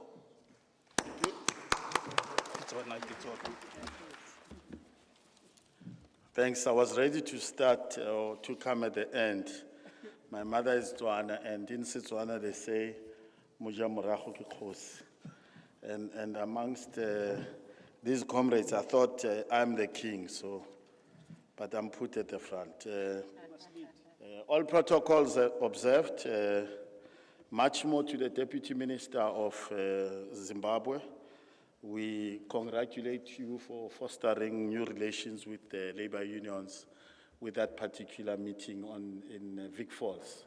And my president says we must pass that particular message. I just want to say to Comrade Velagubi that your union is called Nehau as a lecturer in the TVET college. and we would really want to welcome you into the trade union movement. May I please start with the administration of this conference and not follow the script as written for me, and be typical labor and not be pigeonholed into how do I have to speak. The first thing I need to speak about is that we as South Africa can do much more with conference preparation. So I need not say much more. And we don't think that this conference deserves the kind of work that Bafana has done against Morocco. It's very substandard, and we think we can do more. There is very little or no labor participation at this particular conference. It's a conference full of government sector, organized by Mr. Mvalo, I suppose, and he has forgotten that he's a former trade unionist. Let me start with the quotations. My dear friend, the CEO of FPM CETA, Dr. Yende, started with a quotation, so let me also join the queue and quote Vladimir Lenin. And apologies for those who thought I'll quote John C. Maxwell. He says the task of the youth in general might be summed up in a single word: learn. That's the task of the young people. So as we convene here to celebrate a world skills process, I think the message to the young people is we need to learn. But how can we help young people? The first thing is, in terms of the advocacy and support, we as Labour want a better funding of skills development. And we will say that to every conference up until it can ring at night when Mr. Mvalo is sleeping, that the 1% levy is not enough. It's even made worse by the unspent funds from CETAs and the NSFF.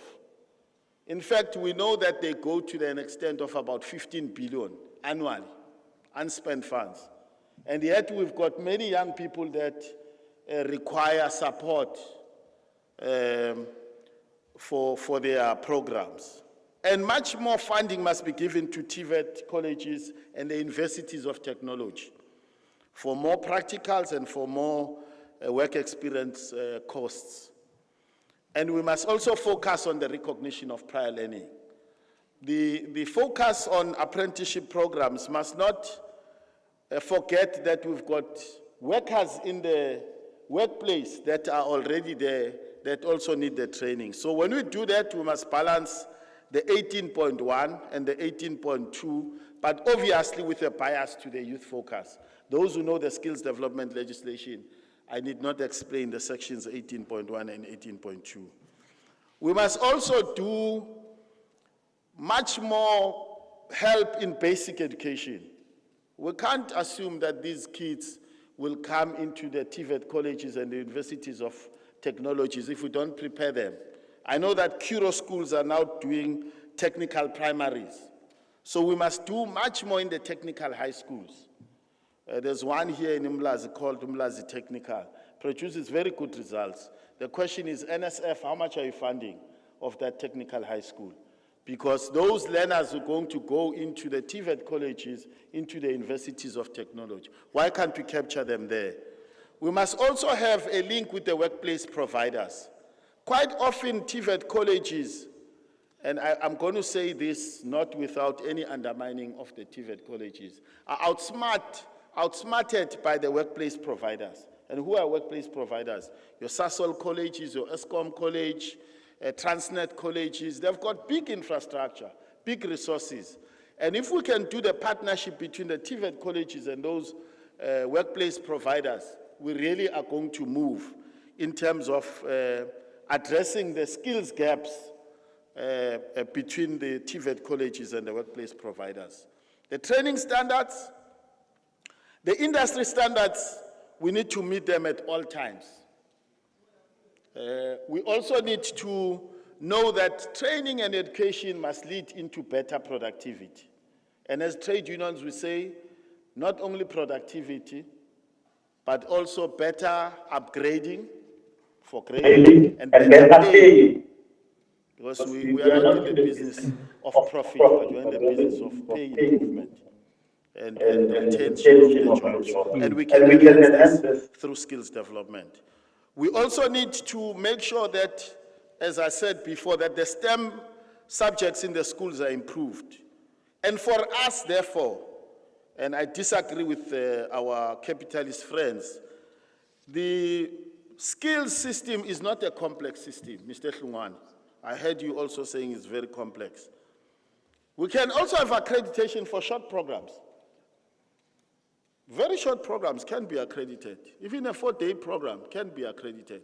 It's only that trade union education, we don't want accreditation, because if you take accreditation there, you take, I'm not sure what business says, but you take what really is going to gear up our shop stewards. You're going to produce some shop stewards we don't know. The mentorship and support, we need to open up the workplaces and fund them. Because one of the inhibitors is that workplaces are not opened up.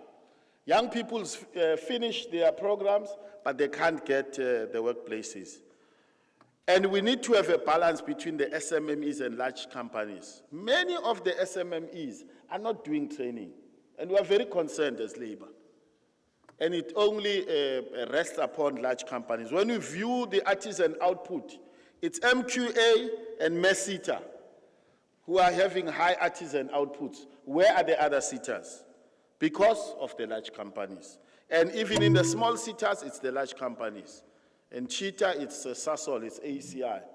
So let's promote the SMMEs as well.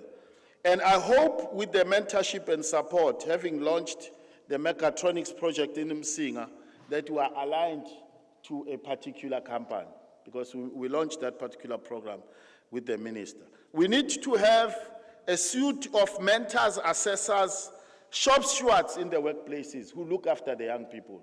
Because not only must they be trained, but they must also be inducted into the unions. And we make no apologies about that. The workplace health and safety, we need proper induction programs, and it has to be gradual. Remember the TVET programs give a space for these young people to come to the workplace from time to time. So the induction programs around workplace health and safety need to be gradual. You can't just, at a go, just provide those, because it's a transition. It's not going to happen overnight. But we must also say workplace health and safety is non-negotiable. Because if you don't adhere to workplace health and safety, we were celebrating, I'm not sure how many years of the Colebrook mine disaster, I think 150 years. So we don't want those particular disasters at the workplaces. So the health and safety is not negotiable. And we need to have worker education throughout and regularly, so that workplace health and safety is also inducted, not only to the apprenticeships, but to the old ones. Industry engagement, we need to stick to the stakeholders. The Skills Development Act talks about state, business, labor, and community. If you look at this particular flag, there's a flag that was there advertising the conference before it flighted me. It had only BASF, Maxal, Denel, and Lincoln Electric as companies. Where are the other companies? But where's Busa in that particular flag? Where is, which other organized business? But even more, where's COSATU, where's NACTU, where's FEDUSA in that particular flag? Are we not partners of WellSkills? Why are we excluded from the flags? Or the flag is only representing those ones who've got capital, who can fund. So, but we are partners. We need to be put in that particular flag. We need proper coordination, but at last, we need the skills development policies to be updated, because our policies and our legislation is a 2000 legislation. We are at 2024. Thank you.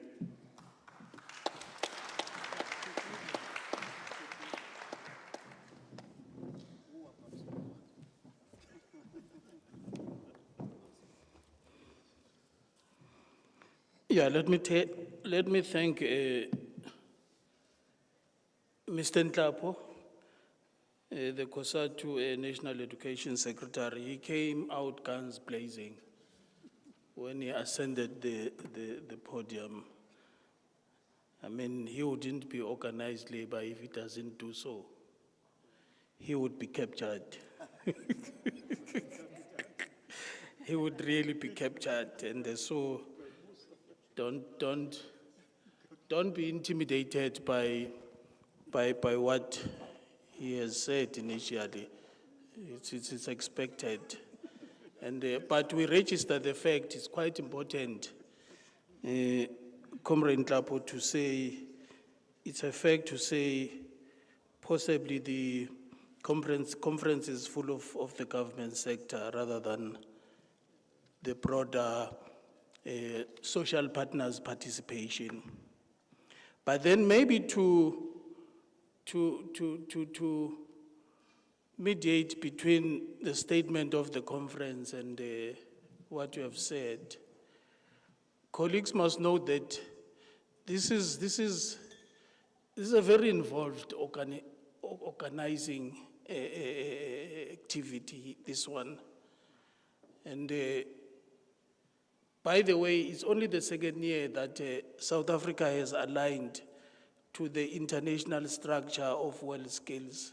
Usually we were just running the competitions, but then the added element again has other 4 sectors: one school, one country, the conference, and the staff.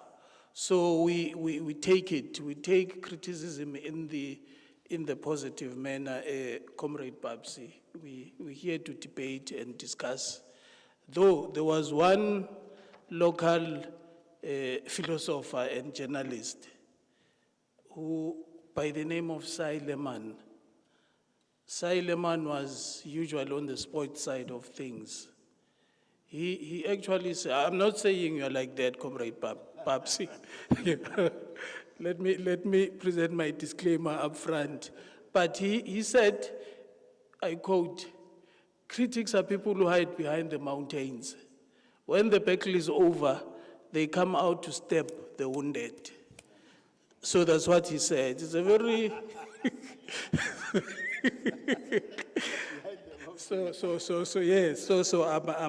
I've presented my disclaimer. But thanks, Comrade Babsi, for raising quite a critical issues. I've noted about 11 things that we have raised, but I'm not going to go through them, but they're quite critical, ranging from young people who must encourage to learn, right up to issues of better funding across the PSET sector, particularly the question of RPL and worker education. And lastly, the question of health and safety.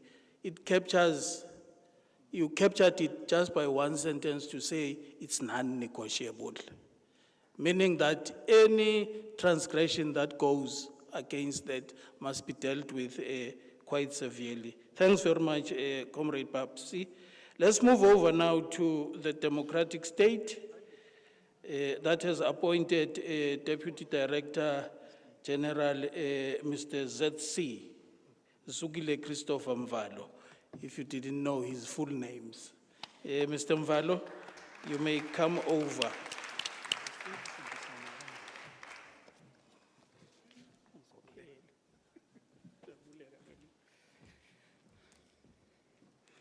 I was saying to colleagues, the state should be doing a summary and responding where it's warranted for the state to respond. But then obviously, the program director is having unfettered powers to direct the occasion of this nature. I must recognize once again our Deputy Minister from the Republic of Zimbabwe, who has been with us since yesterday, and he will be with us up until tomorrow, as he will have to leave for other commitments. I must also recognize, or shall I say, all protocols observed. Otherwise, by the time I'm finishing all the protocols, the program director will be coming to the stage and saying to me, time up. So I'm avoiding that. Rather, I must deal with the substance of the issues I would have wished to have raised in this very important occasion. Something interesting, as the post-school education and training system, we have a white paper which was approved by Cabinet in November 2013. So the white paper remains then therefore our guiding text or Bible, if one were to say. And very interesting is that recently the Minister of Higher Education, Science and Innovation, on the 7th September 2023, launched the National Plan for Post-School Education and Training, which is very much aligned to our National Development Plan, which is up to 2030. When I was quickly doing my own search in the white paper for post-school education and training, I have discovered that the word or nomenclature artisan is mentioned more than 19 times. So already that is telling you with regard to the landscape of our post-school education and training. If when you go to it, artisan development will be mentioned more than 19 times in such a very important government document. And workplace, also to comfort my colleagues, especially from organized labor and organized business, workplace is mentioned more than 80 times. So that in itself is telling you the direction of the post-school education and training in South Africa. That workplace is playing such a very huge role. I know at some point there was a colleague of mine called Dr. Prinsloo. When we were seated in the ministerial management meeting, and then I'll be saying we're training artisans in colleges, and then we'll say, no, DDG, the artisan is trained in a workplace, not in a college. I concede, I submit, I receive. So more than 80 times mentioned workplace. Industry, more than 27 times mentioned in our white paper for post-school education and training. So then that tells us that the crafting of the white paper for post-school education and training involved almost everybody, all the stakeholders. We all agree to say this is going to be the policy document that is going to guide us. As I've mentioned earlier on, very much linked to the National Development Plan of the country. In our National Plan for Post-School Education and Training, we have identified 6 goals, or 6 drivers, and then obviously are arising out of the white paper itself for post-school education and training. The very first one, and you'll see that in the genes, of all these goals, as well as the white paper, the national plan, artisan development is there. The very first one, an integrated, coordinated, and articulated post-school system. Colleagues, you know quite very well where we're coming from, that some parts of the Department of Higher Education and Training are coming from other erstwhile departments. As we're seated here today in this conference, we're still grappling with the issue of integration, with the issue of coordination, as well as articulation. Very much important for us. Because it's like someone who's in a TVET, doing whether it's NCV, we know NCV, N6. It should be easy for our universities to articulate that young person into our universities. Well, we've got a lot of policy infrastructure with regard to that area. Very important one is expanded access to post-school opportunities. As I said, if you look into all these goals, they've got much to do about everything that we offer as a post-school education and training system, including artisan development. The expansion is quite very critical for all of us.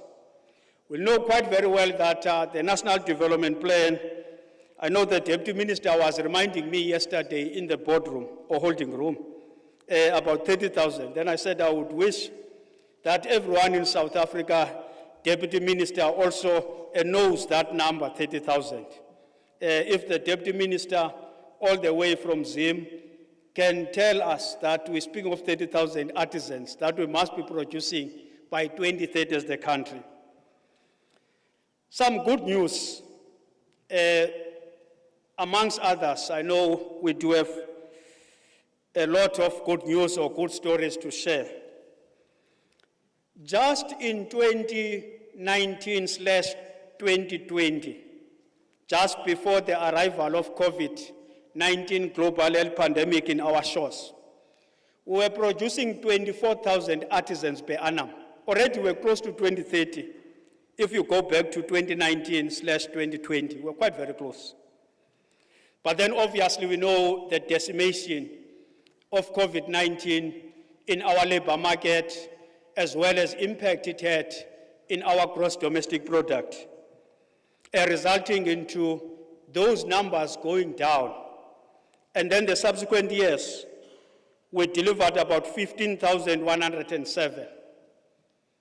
From 24,000 going down, because employers, obviously, we understood. They were raising the issue that is becoming costly and it's difficult for them to have young people entering the workplaces during that period of COVID-19. There is a recovery we must appreciate to that extent, because the recent or the latest audited figures of artisan development in our country are telling us we are somewhere at 19,536. So we're getting closer, but then we want to get closer to 30,000. So it's just expanded that we need more numbers with regard to artisan development. And obviously our call as the post-school system is industry, employers, including government. I know when I'm in Network with the team, colleagues, they always raise the role that is being played by government in terms of skills development. And my colleague from Labour was also raising one of the discussions that we are engaging with at Network with regard to why the South African state is not contributing to the skills development levy in South Africa. But then obviously it's a discussion that we are holding at Network, and we really hope that will come up with something. A very important, another goal, a responsive post-school system. You see, a responsive, it means you must respond. You are not just skilling or producing artisans for the sake of producing artisans. You must be responding. The Minister of Electricity was saying in one of the meetings that we need to be producing 20,000 electricians by end of 2024. I know I was seated next to my esteemed acting executive officer of the National Skills Fund, because we know to produce an artisan is taking you 3 to 4 years. But then the minister wants electricians by end of 2024. And we know even if we're using an accelerated path in terms of producing artisans, as we have done with Mesita, some pilot that was done there, it can be within 12 months. Obviously, importantly, is that we introduced as part of a responsive PSET with regard to artisan development, centers of specialization, which we introduced that program in 2019. And obviously, we appreciate and thank everyone, including the labor, the business, which have been supportive of centers of specialization. And good story to tell there in centers of specialization. The briefing I was getting was that if you look into those who have gone through, were about 700, I'm given 10 minutes extra. You see, program director is quite very generous. He's saying, it's good news, continue. Then I'll take the next 10 minutes. So about 750 who have gone through centers of specialization, about 750. 600 of them, in their first attempt, they passed their trade test. It's in excess of 80%. So it tells us that that concept, which we are responding to the demand, is working to our advantage. Okay, well, obviously, another goal is improving relations between the world of education as well as the world of work. It's more or less integrated to what I've just said. Improved quality of post-school system, artisan development, you cannot falter in that area. As I'm coming closer to ending my 10 minutes edition, for the period 2011 up until 2012, as the country, we produced 191,094 artisans. We must keep that number. From 2011 2012, 191 and 94,000 artisans that we produced as a country. Well, also the call that our minister made, especially in 2021, on the 1st April, he introduced, in fact, we increased the funding that we give to employers from about 165,000 to 206,000. It's telling that the government is quite very committed in terms of artisan development. Interestingly is that 70% of those who are found competent are young people. The battle we still have, that interrelationship between gender, class, and race. We're still struggling to break the barrier of having more females, because about 23%. You can stand now, Program Director, I'm just closing by saying, if you look into all our instruments, whether it's critical skills list, it's occupations in high demand, economic reconstruction and recovery plan skill strategy, reconceptualize human resource development strategy and master plan, the issue of artisan is being raised quite very high. And then we're busy at NETLEC now with the reconceptualized human resource development strategy and the master skills plan as an implementing instrument. And also with CETA grant regulations, whereby we are using a CETA grant regulation as the vehicle to fund. And we know employers, they've been celebrating, my colleague here in front can attest to that, we would wish to have a free education with regard to artisan development. But at least we're contributing more than 206,000 for the duration of an artisan or an apprentice being at workplace. I thank you.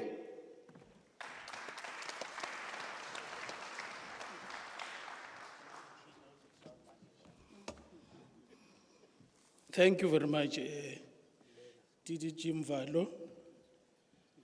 And also what's coming out very clear is that you are indeed a scholar, because you display one of the characteristics that scholars have. You are able to count the number of phrases that reflect in a particular theme, from page 1, from acronyms right up to the last page. You've told us that artisan, the word artisan, reflects how many times in the entire, you told us how the workplace, the one that I said, workplace reflects 80 times.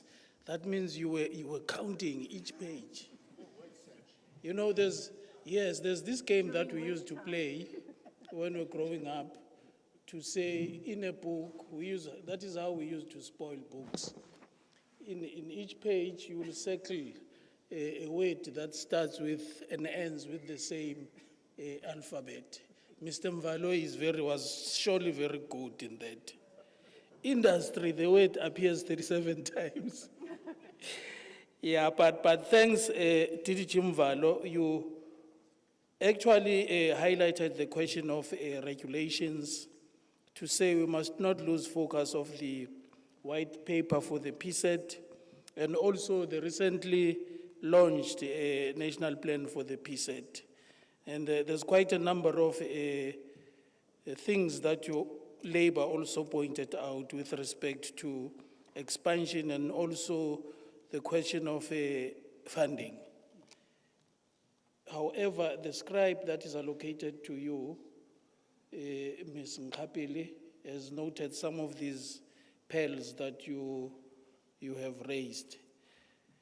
Okay, let me then proceed to then give business, organized business, the platform now to address us. Business Unity South Africa, Ms. Bev Jack, the podium is yours.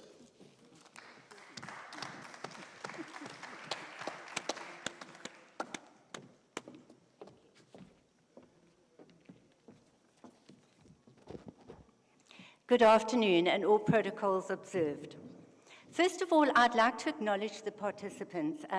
It's great to have you here on a Friday afternoon, but I look around at the gaps in the audience, and specifically, I see our speakers from this morning, and I think it's disappointing and sad that we had such powerful storytelling this morning that really emphasized for us the value that skills brings and how it transforms lives. And we wish there were more participants here, but I guess the message is that we take it back and we share those powerful stories of how lives are actually changed. Muvalo actually just spoke about the white paper, and I just want to share for a moment. In 2013, 3 of us, the DGG, Babsi and I, feel sorry for me, were in Turin together on a 2-week training program. And that was shortly after the white paper had actually been released. And we were on a program working together on the skills development policy developing for our nation. Why am I raising this? Because for me, over the past decade, one of the most critical things that I've actually learned, and a personal element, is the importance of social partners listening to each other. We learn, we grow, and we craft solutions. And of course, we have areas of disagreement. Babsi and organized labor feel that the funding should be raised or increased. Business feels that, given the economic pressures, that resources could be used better. And so we need to find between us how we find those solutions. But what is important, I think, is that we've had all of you gathered here. And I think one of the disappointments in this conference is we haven't heard enough from you, the collective. So I'm going to quite shorten the input from business, because we'd really like to hear insights and thoughts from the audience, so we can take those away, listen, and collectively work together in terms of how do we actually create this better system that we are all hoping for, where we understand the impact that it actually makes. From a business perspective, we've been asked to support the system to do more than we're already doing, but we probably have 3 key focus areas or broad principles that we feel need to be worked on. And the first one, and I've been talking to the representative from DHET as well, is we believe that there needs to be far greater usage of data, big data and thick data. You know, we so often get asked, and we will within the priorities as well, to support certain areas of work. But these areas are very broad, and we need to actually take a very focused approach when we've got resources that are under pressure as well, to make sure that they are directed in the right areas where we often talk the bang for the buck, the 80% principle, but where we can actually make the difference. And DDG, one of the examples we have is where we asked for industry support in TVET colleges, etc. It would be far more helpful for business to find the resource if we understood exactly where it was actually needed. But we will work in partnership together in terms of exploring these particular avenues. The second one, as I said, is already the usage of resources, and I think particularly talking about, and today we did, using the hybrid environment, the online environment, and making sure the resources are effectively used. I'm sure many of you listened this morning and read it with interest on the JICA presentation, but we wonder how well that development work that has happened on fitters and turners in a quite tight environment, how much it's being used in the broader environment to actually enrich the other areas where it can have positive impact. The third element, and I speak to the point that was raised by the DDG in the white paper as well, a responsive system, but making sure that it is demand-led. But we need to make sure, and business continually talks about demand-led, not just identifying the demand, resources need to be allocated to demand. And of course, we sit here today because we appreciate that apprenticeships are an area, or quality apprenticeships are an area of demand. But we heard this morning as well that we have demand in other areas where we can actually better utilize resources as well, and that is in the short program arena. And we recognize too that in a rapidly changing labor market, that we need to be responsive, and very often, particularly in the IT environment, short courses can actually be responsive to the particular need. Just in terms of our 6 priority areas, which we're opening up to the audience to talk about, but of course, collaborative partnerships is one of the areas. And again, this is an area like JICA this morning, we need to go back and say, how do we actually create this intelligent network that we understand in this very complex environment? How do we know what's going on and connect and utilize the resources that are coming in? And I'm not sure that we need to be in an environment like this for it to happen, but we need to start actually creating those networks and partnerships that add value. I'm sure many of us in the conference as well have been networking and setting up these partnerships, but we need to think of a structure that makes this happen better. Curriculum development is one of our areas of focus as well, and of course, we see World Skills as a wonderful avenue for ensuring that curriculum is agile. We love the fact that it's updated on a 2-yearly basis as well, but we may need to make sure that the learnings coming through are not limited in an educational environment, but are actually filtered through for broader and maximizing the particular benefits. On the job training, Babsi raised it as well. We recognize the need for workplace training, but I think we need to look at, and we want to engage with the employers as well, how do we make this work better? We understand there's a cost to bring learners into the workplace. They need to be supervised, they need to be assisted as well, and we actually need to look at what is the best mechanism that we can put in place that is actually going to achieve the growth in this area that we are hoping up for, so that we can open up workplaces. In terms of industry training, lecturer development, etc., not only do we see that opportunities by targeting where that assistance is actually needed can be identified, but we actually believe that now is the new way to start working, where we realize that meetings and engagements need to be deep and brief. It is far easier to bring senior and technical people into meetings to share their expertise, to mentor and support, if we have short online meetings rather than calling into lengthy workshops where it can take many days and months to build curricula, etc. And I think if we find smarter ways of working, appreciating that time is money for all of us, that we may well actually be able to attract a whole new generation of individuals coming in to support these processes.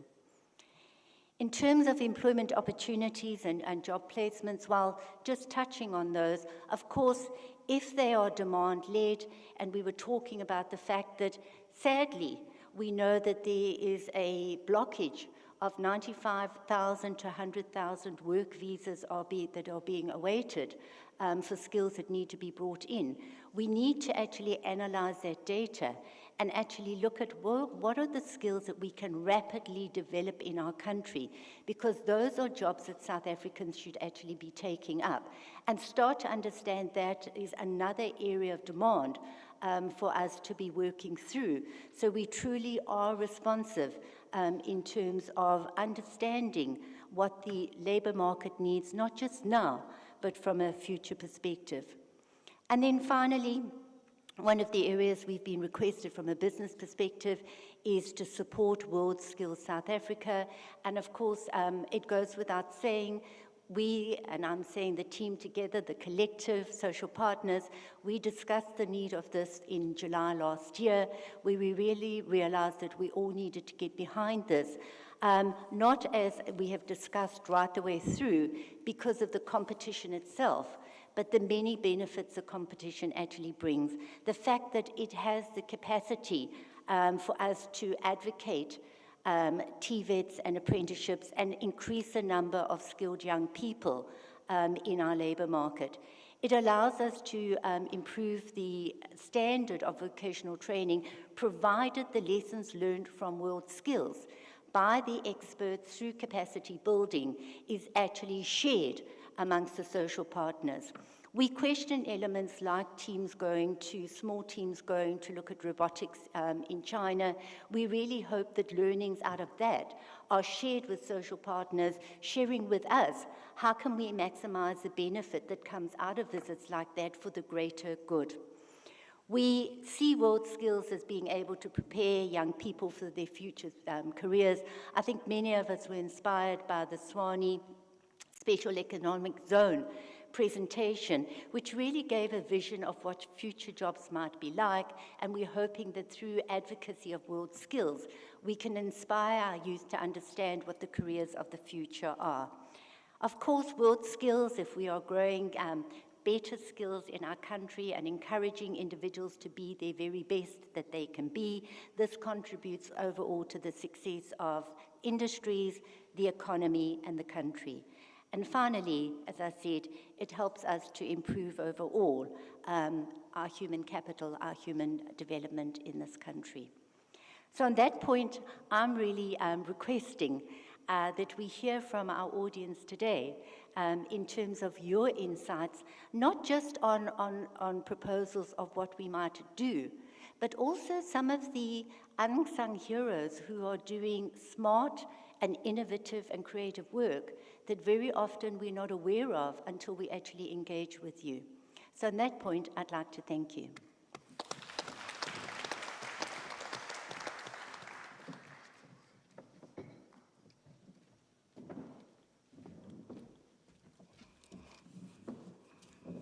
Thanks very much, Business Unity South Africa, Ms. Bev, Jack. That was quite a mouthful, short but very incisive. What I liked about, if one summarizes what we have said, what comes out very clear is speed, effectiveness, efficiency, economically. Those are the key factors that you really touched on. And also the question of the social partners able to listen to each other for solutions to come out.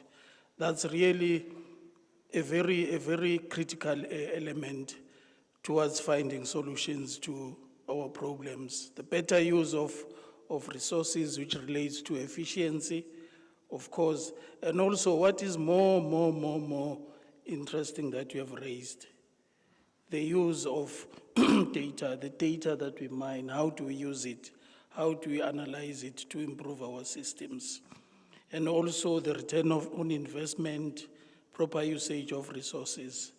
Yeah, those are some of the things that were catching to me, though there were quite a number of others. The demand-led responsiveness in terms of the labor markets. Those are the things that you highly indicated that we, we need to look at, and also meaningful collaborations, partnerships. You touched on that critical thing. And actually, the better use of time to say meetings, workshops, as against smart ways of working, short, deep diving, brief meetings, which are coming with solutions. In other words, it's changing the ball game to move towards the direction of using time effectively and efficiently, and also cost effectively. Thank you very much, Ms. Excuse me, Ms. Jack. Thanks very much, Mr. Mpe.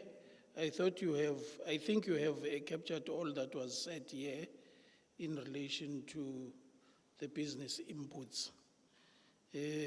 I'm trying to collapse the program to the extent where we don't have to go to lunch and according to this. We roll, and then when we go out here, we are done with the conference. So you'll forgive me the way I drive. Let me call upon now the CETA representative.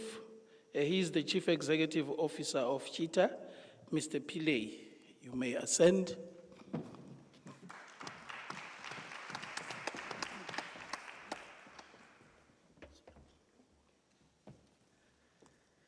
Thank you, Program Director. We have a short presentation here.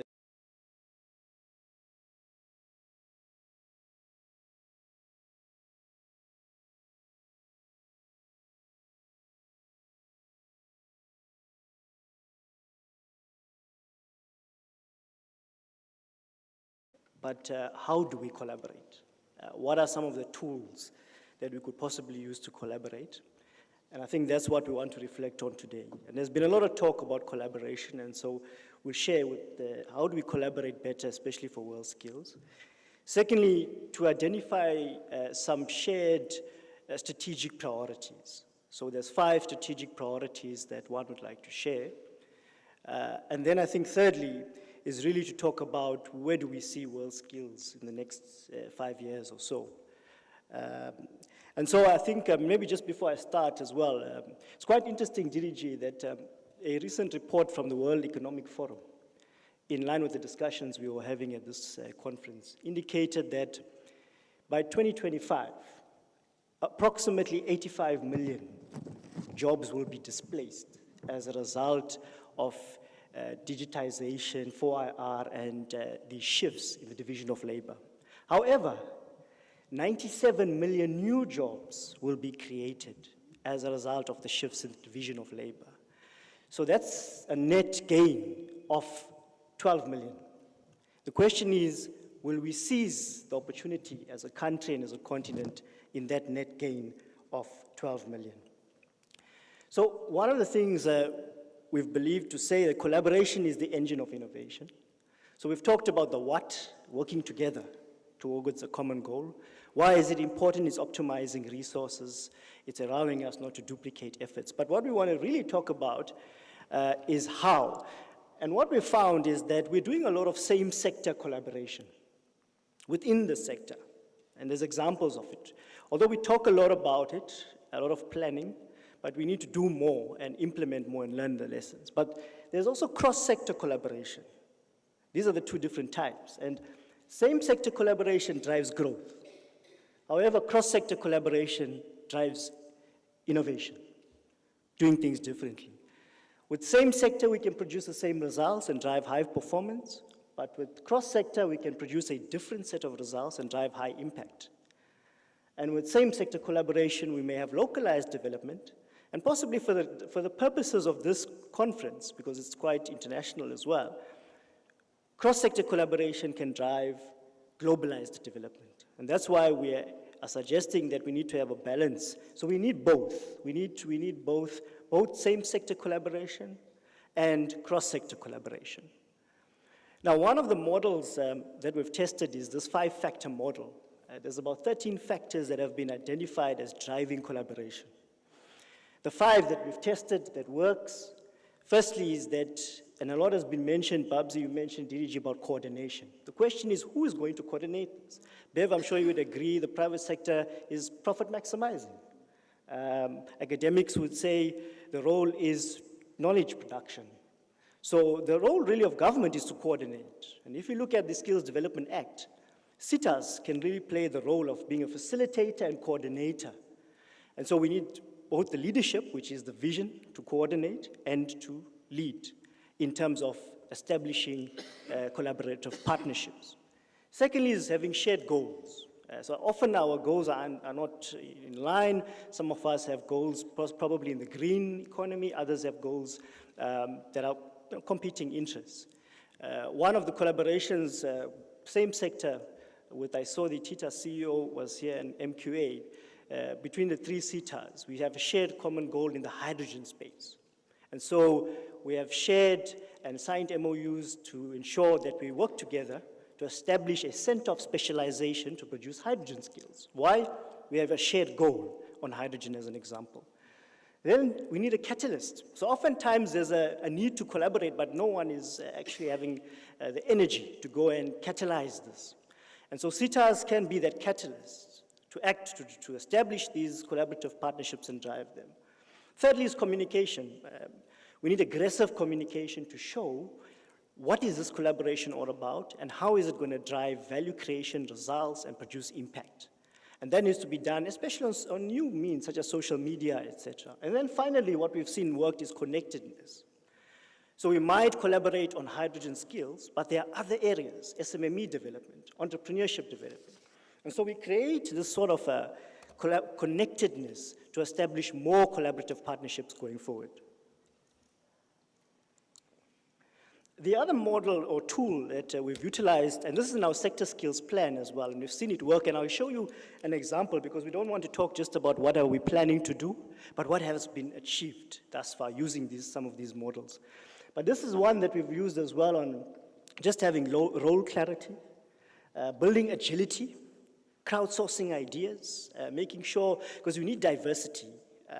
If one is rigid, if one is going to be hell-bent on doing things as they've always been done, unfortunately we won't collaborate because we'll have competing interests. And communicating better and stakeholder involvement. So building inclusivity is key to ensuring that we have open innovation practices and we crowdsource these ideas. So what has been achieved really, and I just want to play this video of I don't know if the sound, if you can hear it,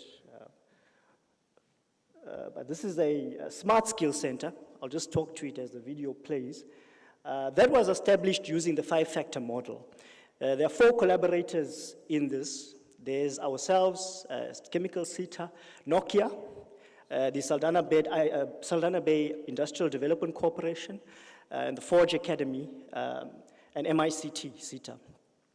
And through this model, we utilized this to set up the Saldanha Bay Smart Skills Center. Now we talked about, DDG, how do we close or bridge the gap, in terms of what this 4th industrial revolution is generating.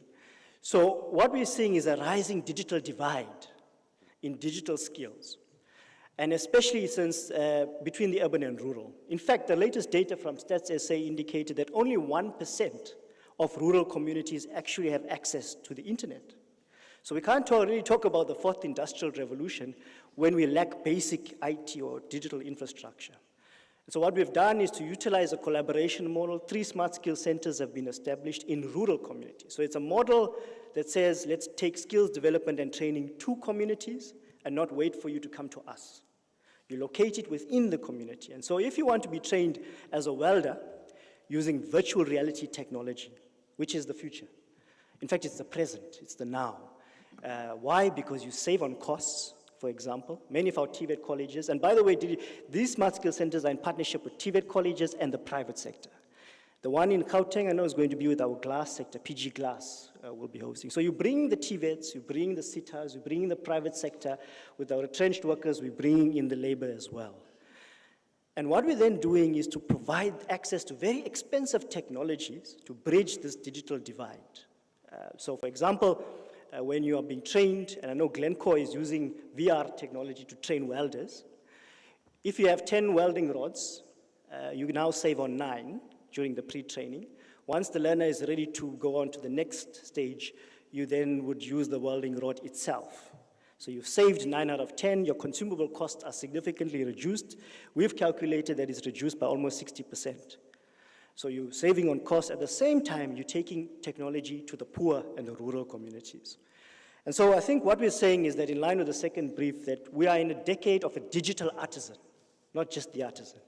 And this digital artisan, to give you an example, we're training mechanical fitters. Mechanical fitters nowadays, to use the technology on the factory floor, need to understand G-coding, which will tell them how to put in the code to actually produce the valve or the hammer, for that matter. If you don't understand coding, you need to do 3 to 6 months of coding before you can actually go on to become a mechanical fitter. And this is what we're going to see, this increasing rise of digitalization, digital transformation in the workplace, and we need to be responsive to that. So there are 5 strategic priorities. Now, as I come to what then is the role of SITAs in particular, as facilitators and coordinators.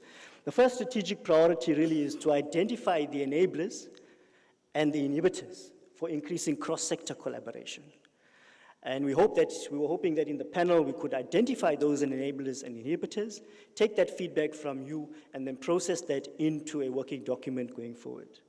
Secondly, is to sign multi-SITA agreements with accompanying monitoring and evaluation plans for effective execution. So we need to action and have accountability within the system and built into the system to ensure that we deliver on our targets. The third thing is to access the intellectual property from WorldSkills to improve content design for curriculum at institutions of higher learning. Something very interesting, DDG, if you remember, WorldSkills said to us that we've got all the assessments, the test scores of your learners. So we can tell you which of the 3 or 4 areas your learner is performing well and not performing well. So if it's troubleshooting, you can then take those assessments and those scores and to the experts and to the TVET colleges to say, focus your curriculum on troubleshooting, because your learner at the WorldSkills did not do so well. So we need to look at improving results. We can't settle for mediocrity. We have to build excellence into the system. We take the assessment scores, we take the results from WorldSkills. That's our intellectual property. We share it with the TVETs, we share it with institutions of higher learning, and we improve year on year, and we measure to what extent our learners improving at WorldSkills, and the impact will be significant on the TVET sector. But we need to access that intellectual property in a coordinated way. The fourth is to review the current funding model for competitors to achieve greater efficiency, role clarity, and streamlined support. So what we've proposed is that we need to move towards a standardized learner success funding model for SITAs. We had some incidents where the welding equipment arrived and the learner did not arrive. I was observing in the welding competition internationally, which was won by China and Korea. And by the way, the Chinese have used WorldSkills very strategically to position their welders as the best in the world because they won the competition. So if you want, you come to us because we won the competition. And we need to contest, and we need to contest well. And unfortunately, it's the small things that matter. So we need to sweat the small stuff. We did not provide because the funding model wasn't coordinated. And so it's the small things. I remember the Chinese welder DDG had a tool belt, which allowed him to access his tools for electrical installation much faster than our welder who do not have a tool belt. So you imagine he has to go to walk 2 to 3 meters, access his tool from the toolbox, get to the top. Inefficient. We lose. But are we providing for this in the procurement? Are we providing? So all these procurement challenges that we seem to be having, we need to address that in a coordinated way. And then finally is to collaborate with the private sector by including levy-paying companies into WorldSkills activities. So the model we've produced is to say, how do we connect and bring both private sector, labor, community closer through this 5-factor model so that we have active participation in this national conference and generally for all our skills and trades as we go forward in the world skills. And then finally, I think what we've said is we need to envision a new future. Where do we want world skills to be in the next 5 years? And I think we've left that as an open question for the panel and I mean for the discussion at today's conference. We actually think, DDG, that we might actually have the next world skills in the metaverse, where the rate at which technology is changing. Who is to say that we may not be all asked to put on our VR headsets and then join the world skills competition in a metaverse type of arrangement, which is cost effective and allows us to each create an avatar where you then go on. So this is a future that we need to reimagine. And we think we need to start now so that we do not fall behind the global curve as a country. I'm going to leave it at that, Program Director. Thank you very much.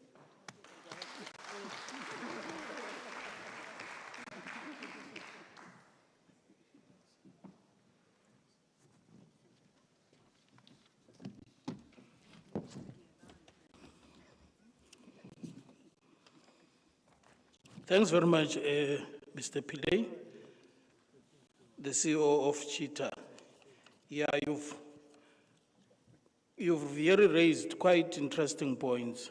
And from you, of your presentation, could be able to capture about 21 of them. It's a wealth of information indeed. And the scribe aside to you, Ms. Maduleke, I hope these critical points that you have raised are captured, but largely they circulate around the key component of collaboration as well as cross-collaboration that involves issues of innovation that will then stimulate localized development and so forth. You also really mentioned the question of how do we do these things? We are largely seized by discussing the words, whereas the words are already there. The bridge that we're unable to cross is the one, how do we do these things? You've raised the question of a catalyst being there, an accelerator. And by definition, a catalyst is something that accelerates, a chemical process. And if it is used colloquially, in normal daily speaking, it simply means everything that we do, we must have a driver that says things must happen without any fail. The sector skills plan, the wealth of information that is there. You also spoke about the ideas of a crowd idea sourcing in relation to creating this level of collaboration, as well as the catalyst being there, also smart skills. And what was key also, which is an idea that I really like.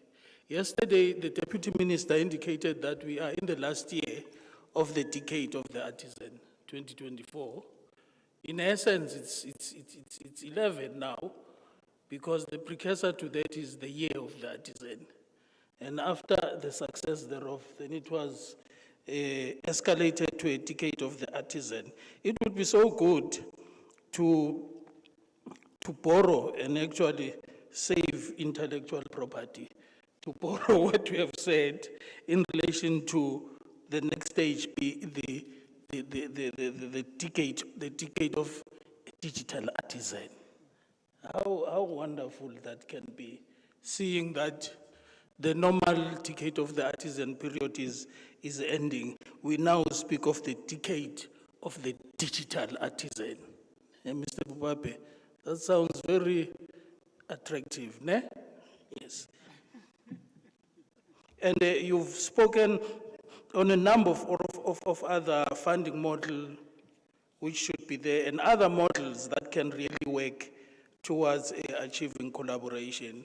And the private sector collaboration, obviously, including those that pay levy and non-paying levy members. Thanks very much, panel members. Your inputs were quite deep. What we will move to now, House, we will then field questions to the panel. For the question of time, I would allocate at least 3 questions from the floor to each panel member here. And I know that we can ask as many questions as we can, but for the purpose of time, the maximum is 3 for each and every member. If a question is raised from the floor, it should be expressly indicated to whom it is directed, and then it will then be responded to. And also the scribes should be able to capture those questions. The roving mics, I think they are ready. Let's then open the session to the floor. The first question at the front here.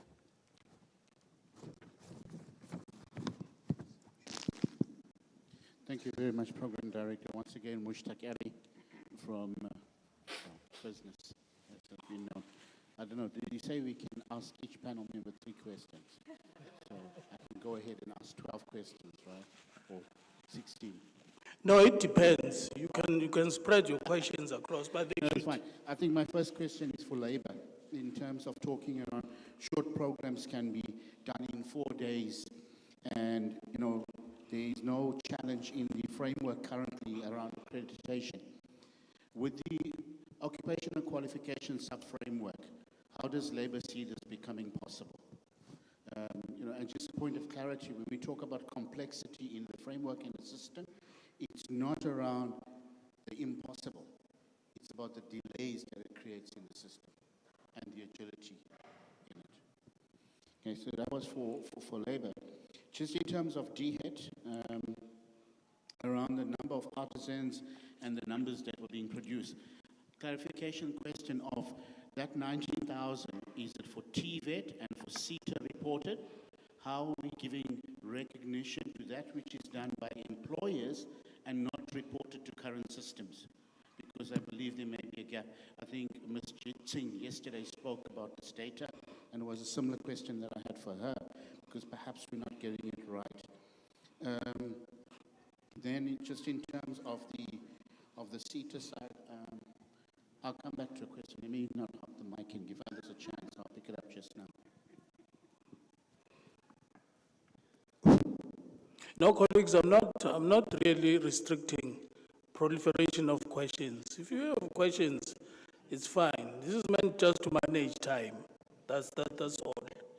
Panel members, you want to respond because it's a broad range of questions. Respond to the question that is asked, and then we'll proceed. Then, Labour. Thanks. I think it was expected, Mushtaq. One of the problems we have as Labour with the short programs in industry is that most of these programs are microwaved programs. And what do we mean? So we've got health and safety standards at the workplace. And many of the companies have reduced health and safety programs to compliance programs. So each and every year, workers are subjected to health and safety. And then we do the scorecard, and we sign off, and we put boards at the entrance of those particular companies and say, this company adheres to what standard and that other standard. But immediately those particular boards are set up, then we've got industrial problems in terms of accidents or whatever. So what we're saying is that there has to be a change. There are set standards, even in qualifications. And there are particular bottom lines that we have to follow to accredit, even if it's a short program. So, I mean, again, taking the point of health and safety. Why is it that people have got a health and safety qualification, but they've been exposed to a video talk without a practical as to how to enter a factory, what are the sets of standards, but they have not practiced that. So those are the things that we're talking about. Because remember that in health and safety standards, if you've not lived the standards, you are bound to go and commit mistakes with regards to those particular standards. I mean, we can take it to many of the subsectors. Mining could be a very good example, but equally chemicals can be a good example. And one of the things we always ask ourselves is, why is it that we've got so many accidents in terms of our roads? Is it the quality of our roads? Is it the quality of our drivers? In the main, we find that it's the quality of the drivers. And where do those standards come from? And I think we need to have that particular conversation.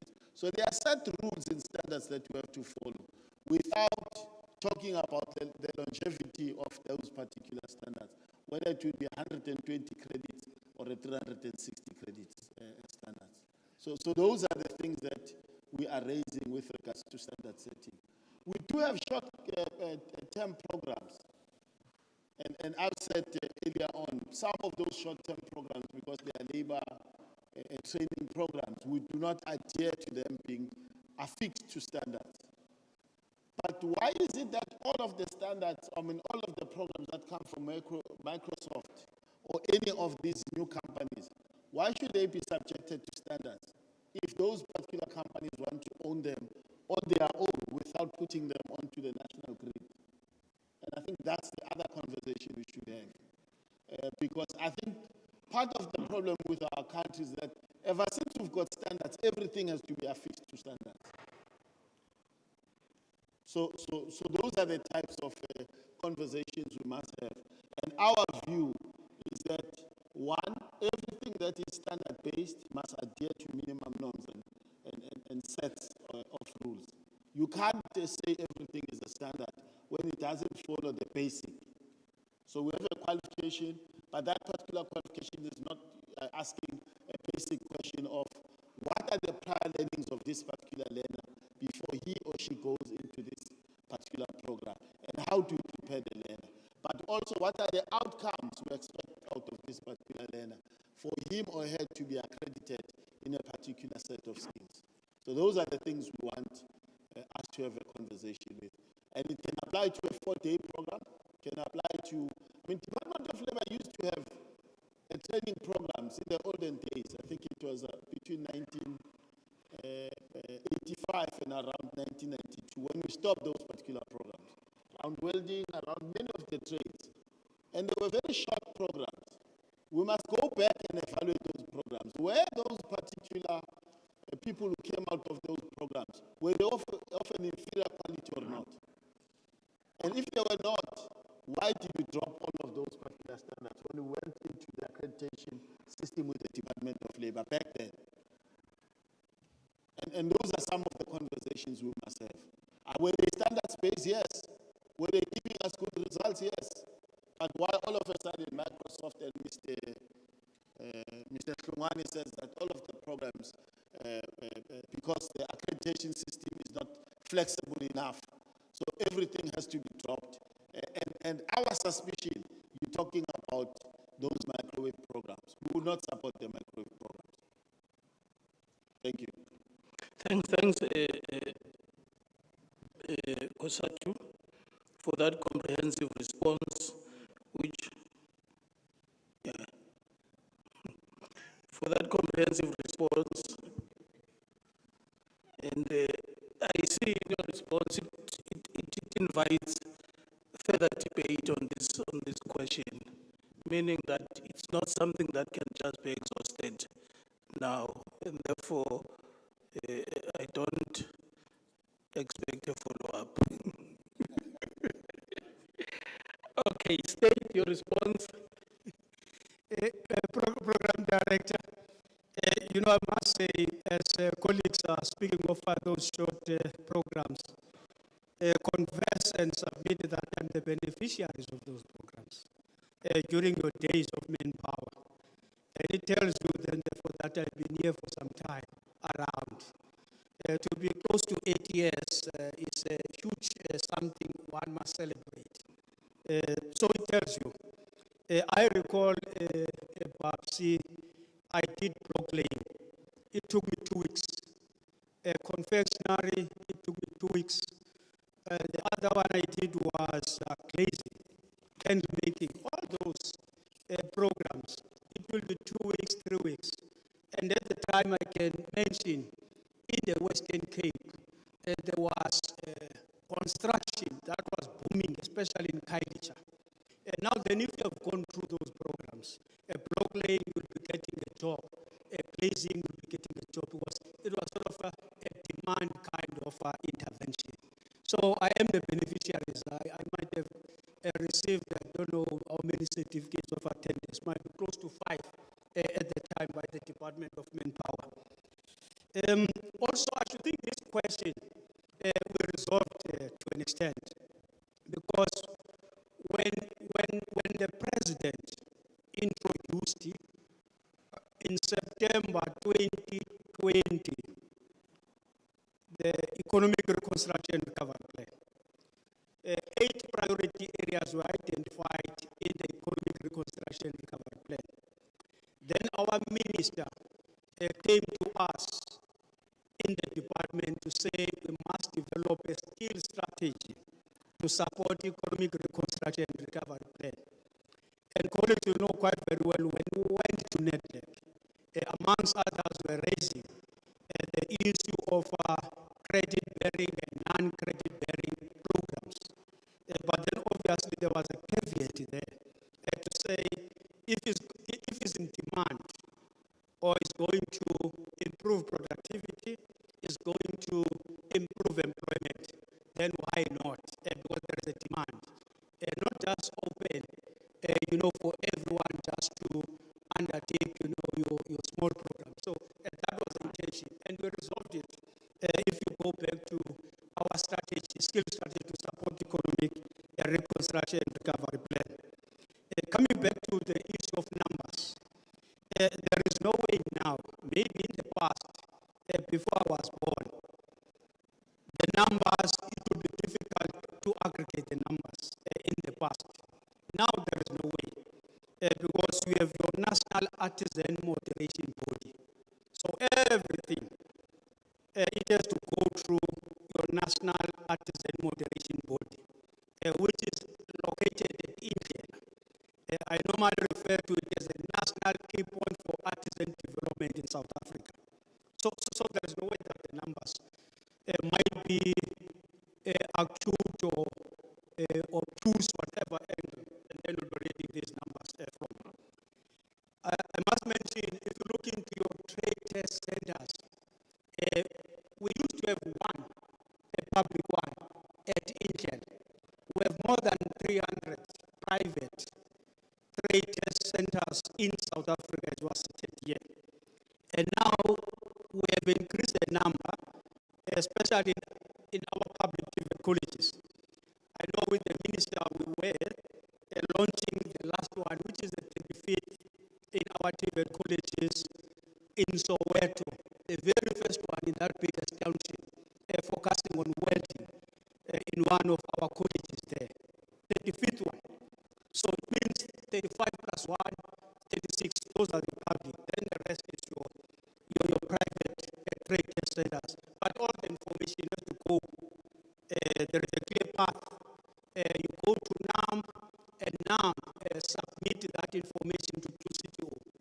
Whether that information you get it from NAM or QCTO, then you are going to get the same figures. Normally, when I want to do my own verification, colleagues there in India will give me information to say 19,536 that were produced or found competent within this financial year. And then I'll check QCTO to say, QCTO in this financial year, how many certificates you have issued? Mind you, there will be certificates reissued. There will be certificates issued. How many certificates issued? Then they will tell me that we have issued so many certificates. So there is no way I can rest assured the business. Our numbers are the numbers. Thank you. Thank you, Democratic State, DG Mvalo. Let's get to the next question on the floor. Thanks, Chair. My name is Feleba. Am I recognized? You are proceed. Thanks, Chair.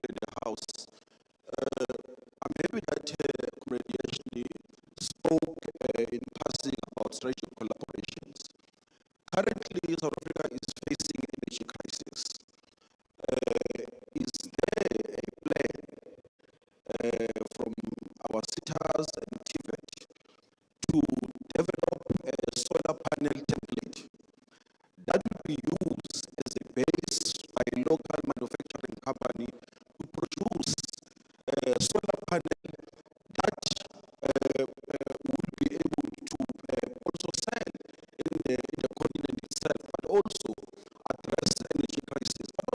But not only solar panel, the issue of rechargeable bulbs, so that we are not only importing these components from our BRICS partners, but not only reduce into idiotic consumers. Is there any plan by our portfolio organization that while they develop these skills, but also we are getting skills that will enable us to address energy crisis? Thank you. Thank you, Mr. Steve. I think your question is directed to three panelists here: business, government, business to some extent, government and sector takers panel.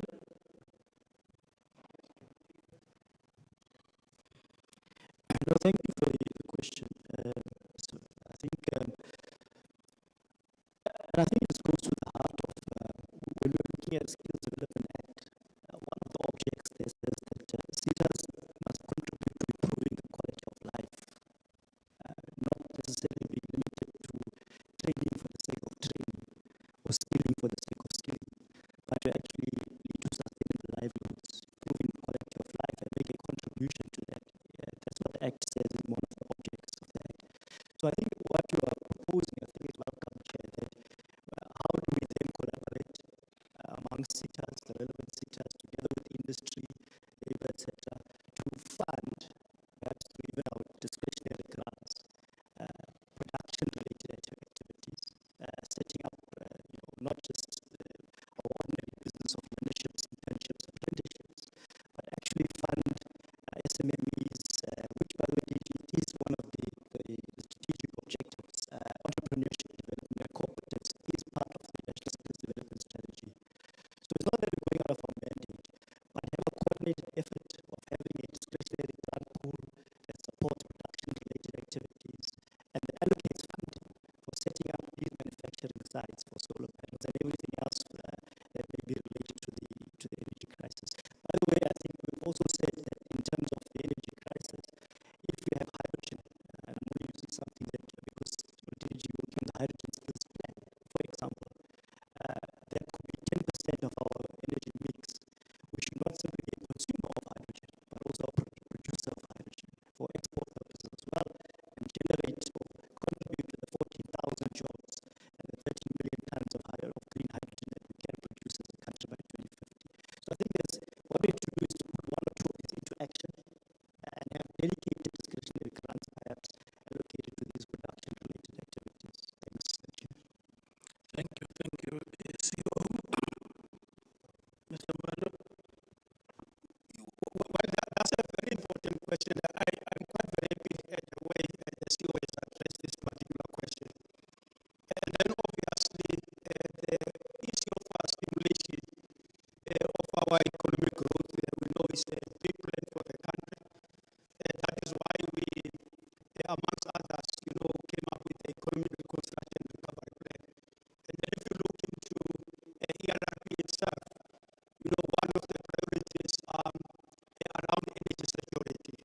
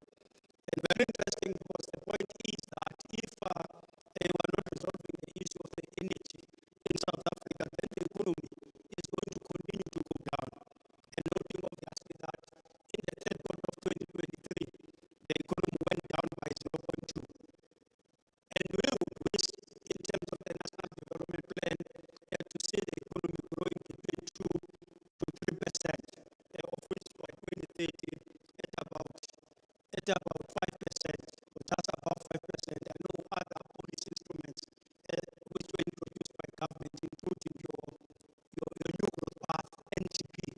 The NGP was targeting 7%, growing the economy at 7%.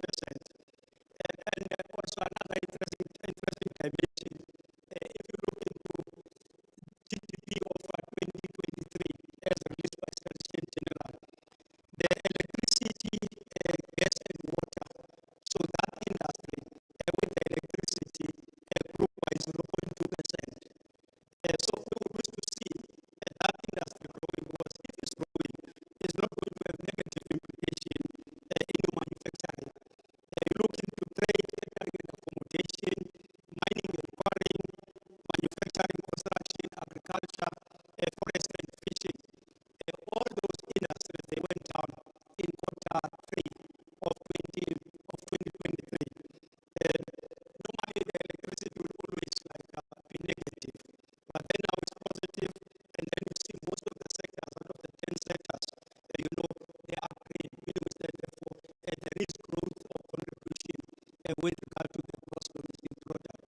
But then obviously the issue of us, massifying skills development, especially around your area of energy. Just the last point, I must mention something very interesting. If you look into your quota labor force survey that was released last year, 14 November by the Statistician General, you look there and you know that the labor market is recovering quite very well. In 2020, we had about how many? 16.4 million people employed in South Africa in 2020. In 2021, there was a huge decimation to 14.4 million in 2021. 14.4 million from about 16.4 million. It means we went down by about 2 million.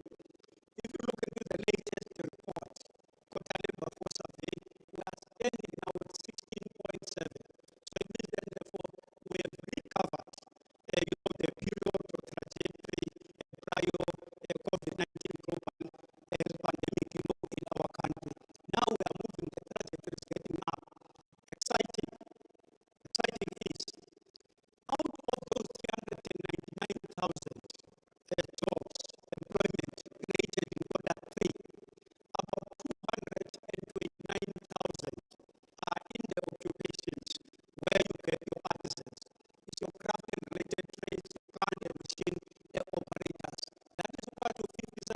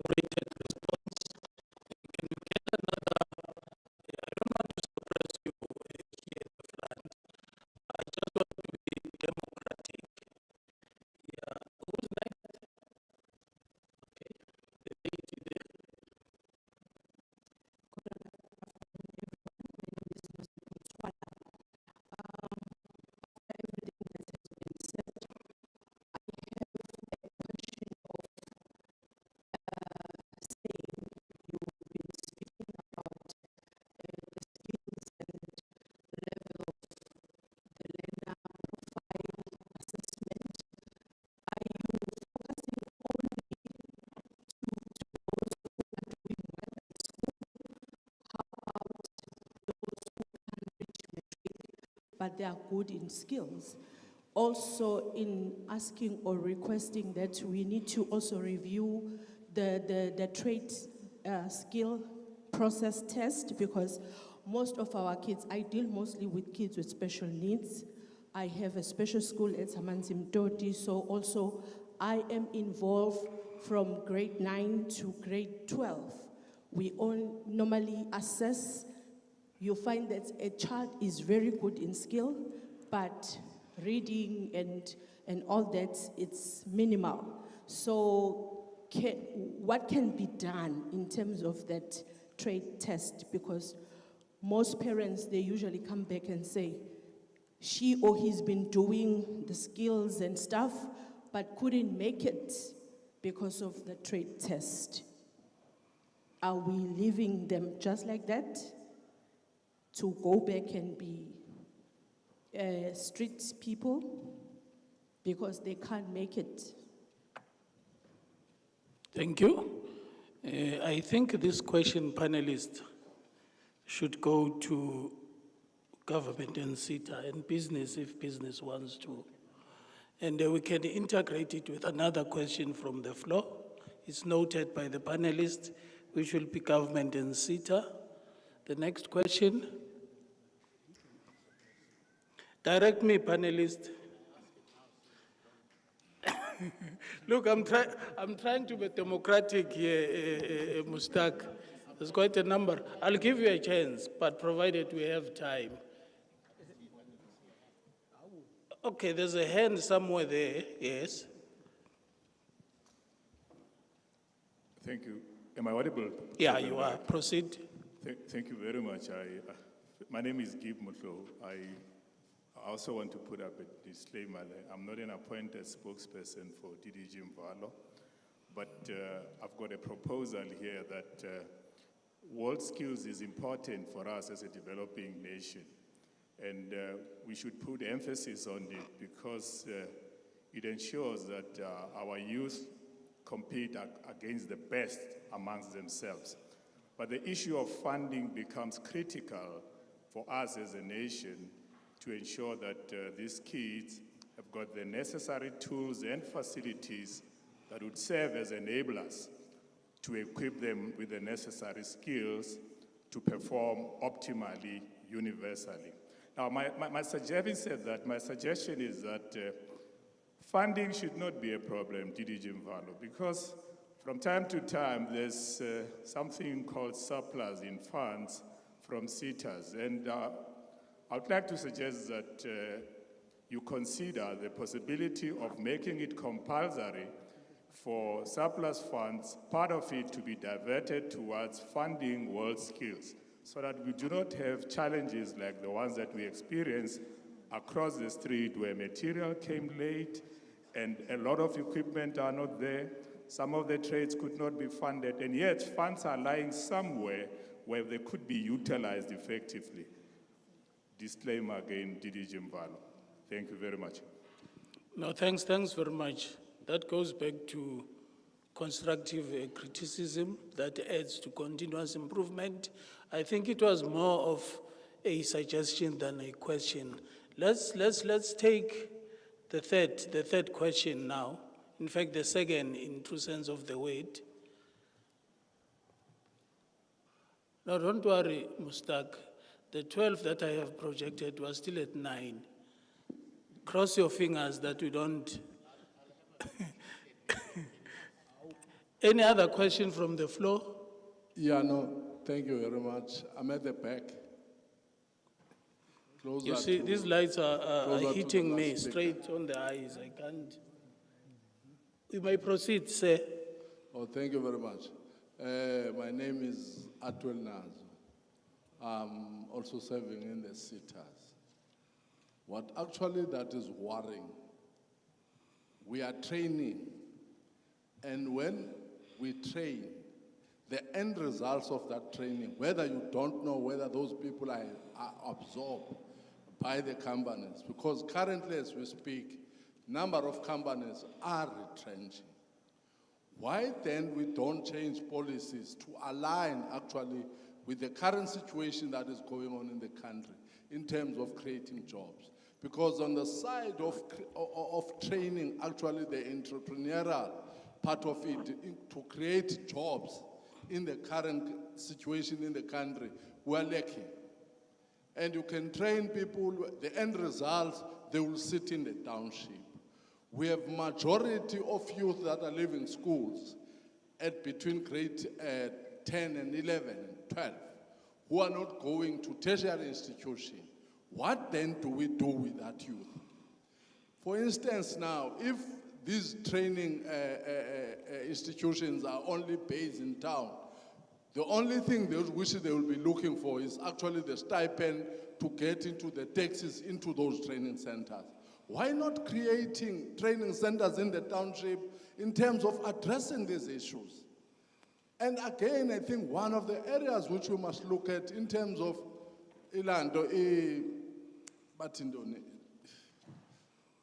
cooperatives. We're not focusing on those in terms of making sure that people really are owning. And for instance, you can't get a local person from this country who will be able to just repair his tattoo. He's only thinking for someone from somewhere who must assist him. And at the very same time, which you can do those things, repairing of cars or what, mechanical, it's something that can be done in the township, but it's not done by our own people, it's done by some people outside. Why don't we change policies and be able, at least when we train people that at the end of the day they will be having a living. Coming into trade unions. Trade unions, people are leaving jobs with packages, there's no training. When that person reaches the township, you only sit there and eat his money. At the end of the day, goes back to government and look for 350. What are the trade unions also doing in terms of training? Because the training in the trade union movement are no more the way they were supposed to be. These are things that we must look at and change policies to the direction that will assist this country. Thank you very much. Thanks very much. The gentleman at the back, I think we should, largely you made comments out of your submission. You also spoke about training, wanting questions there, and also labor absorption in relation to business. So in this aspect, then some of the questions, you also kind of lambasted labor. Labor will come in, business as well as government. You'll take those responses then, as I have. Let's start first with the question that was asked there, and then here, and then at the back. No, I think, thank you for the question, which I think addresses the entire value chain of skills development and training, which is what we're starting at the basic education level. I think what we have found is, and CETAs do, there's hundreds of thousands of students in terms of career guidance support, for example. Almost every CETA is running a very impactful career guidance program in collaboration with basic education. What we probably need to look at is a targeted approach, as you've said, to say, if you look at South Korea, at grade 3 level, they expose their learners to robotics. Grade 3. How do we compete with that when we are only, a majority of our schools only introduce robotics, probably at high school if you're lucky, for that matter. So whether it's entrepreneurship, for example, as you mentioned, not everyone can be a professional. Some are actually the best entrepreneurs who have never been exposed to entrepreneurship at a basic education level. So again, it boils down to identifying, we met with some rural schools, DDG, who don't know what hydrogen is, but we're talking about the hydrogen economy and skilling hydrogen. So we then need to make sure we have a targeted approach in those, whether it's training entrepreneurs or educating our children to be entrepreneurs at a very young age so that you become a job creator when the economy is not growing, for that matter at 1% or less, and not simply a job seeker. And we inculcate a culture of entrepreneurship in the country, which we have never had prior to 1994. But we need to accelerate it. It's not that it's not being done. I think we need to massify and accelerate this. And I think it goes hand in hand with then saying that cooperatives, for example, not many people know what is a cooperative, how to set it up, how to access funding, how to register a cooperative, when you set it up, how to deal with conflict management in your co-op. Those are the skills I think we need to then look at, and I think it can certainly work. And I think we are funding it. I mean, if you go to the exhibition center, some of the sitters there, I know in the chemical side, there's a lady, Tabisile, from African Alabaster, 40 co-ops in Deep Zululand turning aloe into what we see in some of our stores, aloe-based products, whether it's skincare products, cosmetics, etc. So we have the skills. We simply need to harness those skills, support those skills, allow our communities to lead, and then make sure that we have a targeted and coordinated approach to this. And those are cooperatives that are actually selling to lodges and hotels in the area, so they've got a market for that. But again, that starts at the basic education level. So the different pathways for success, professionals, artisans, entrepreneurs, cooperatives, all need to be supported with adequate resources going forward. Maybe just the second thing, DDG, if you may allow me, I think there's just, I think the question of, surpluses of sitters, allocating them. Because there's a bit of confusion around this, especially in the public domain, where what has transpired, the root cause of it is really the misalignment of legislation between the Public Finance Management Act, the Skills Development Act, and the Skills Development Levies Act. So what we have is National Treasury that has defined a surplus as something that takes place within a 12-month period and does not include your commitments. Meaning if you've signed a contract, for example, and someone submits an invoice for you in the 16th month, because our learnerships, remember some of them in our case, run on 18 months. And so those funds that you'll be waiting for an invoice to pay in the 16th month, the National Treasury says that that is a surplus. How can it be a surplus? You've committed the funds. You have to pay it when it becomes due. Now, the department has changed the definition, which we agree with, that it cannot be a surplus because it's a commitment, it has to be paid. You have contracted. In terms of contract law, that must be paid when it becomes due. So it cannot be a surplus. But other entities in the state run through the PFMA. And so on March, you cut off whatever you've not paid, it's a surplus. So what you have is there's no cash in the bank to reallocate, to put it frankly, if you were to take surpluses off. Because most sitters, 95% of those surpluses are for learnerships running through an 18-month period and will have to be paid when they come due. So I think if we clarify this openly and transparently, then we can actually have a better understanding of how much is actually available and what resources can we allocate going forward. I thought I just wanted to touch on that, Chair, if that's okay. Thanks. Thank you. Let's give over to Labour to respond to post. Then we'll give over to you. We just want to warm up Labour. Let's give Labour and warm Labour up. Okay. And then for the question was related to post retrenchment training. How to address that? Okay, I think if I may start with the question that was asked by Sisnozip. And I think she raises a very valid point that we seem to think that all of our apprenticeship young people must be the ones that have got matric. And that's not true.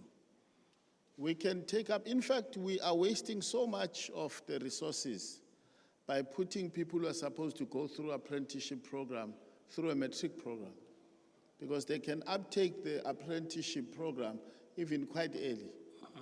And it's well known, but our emphasis has always been wrong. So I think you're raising a very critical point that once we identify those particular kids in terms of their technical acumen, we need to direct them much more earlier, because it will save them time, it will save them all of the other core in basic education that they don't need, necessarily don't need, so that they can easily access those particular apprenticeship programs. And you also raised, and I agree with Yesh, the issue around the career guidance. And you'll recognize that in my presentation I spoke about primary schools and high schools that are technical, that can begin their orientations much more earlier. And we're seeing those with the private schools, and we wonder why is it that most of our public schools are not getting into that particular direction. In fact, if you go through the minimum norms and standards of basic school infrastructure, you'll find that it talks about the class size, but it also talks about libraries and laboratories. It even speaks about language laboratories. And you can go through every of the township or rural schools and find out which ones have got enough laboratories, let alone language laboratories, because you need to practice language as well. That's why your communication outcomes are always going to be a problem, because we think it's going to come through automatically, but it has to be practiced. And this is how the skill can be developed. Maybe if there was a very clear proposal around how we use the funding. I have a slight different view from Yesh, and then it's good that I have a different view from him. Because I take time, even when I was at the NSA, I was once monitoring and evaluation chair. And I took time to read through, and you are now the chair, Mushtaq. Time to read through the annual reports of SETAs. And I found lots of uncommitted funds, not the surpluses, but the uncommitted funds. In fact, the uncommitted funds in the SETAs, go through all the final reports, annual financial statements, they are there. And in my calculation, it's billions and billions of rands, uncommitted funds. And in some of these projects that are committed in 2012, which are not moving, SETAs must clear up those particular funds. I do think that throughout the system, we can have enough money to address that particular proposal around the funding of tools, of facilities, workplace placement, stipends, and even travel. And of course, we need to have a conversation about the location of the TVET colleges so that we can stop the abuse of the stipend funds, because there is an abuse, not only in TVET, but also in higher education. So that I'm not seen as, we've seen many of the higher education university strikes, which were caused by the fact that students could no more take those particular NSFAS funds into the not so savvy areas, like your bars and a whole range of other things. And we need to be honest as parents and agree that we've got that particular problem of the abuse of the stipends that is given. And the last thing is to Comrade President, former President of FAO, Comrade Atwell. And I think Comrade Atwell is not attacking labor. He's talking from a practical experience that most of the labor unions, COSATU, for instance, have got resolutions that say 10% of their funds must go to education. And we're seeing a change in that, because we now are over-dependent on the worker education funding stream that must come through, but it's not coming through. So you find that education and training in the unions. In COSATU, you can account for about 5 or 6 without mentioning them, so that it doesn't become a public issue. 5 or 6 unions that have got their own training center, their own education programs funded by the unions, but the rest depend on SETAs and grant funding for that particular purpose. So I think you're raising a very valid point, Comrade Atwell, that we need to investigate, because we can't, as trade unions, be criticizing government and the private sector. We also need to do our own self-introspection. Just the last point around the cooperatives. The skills development legislation also enjoins us to really look at the issue of cooperatives. But it's something that even in our annual plans, in our annual reports, you find that it's missing.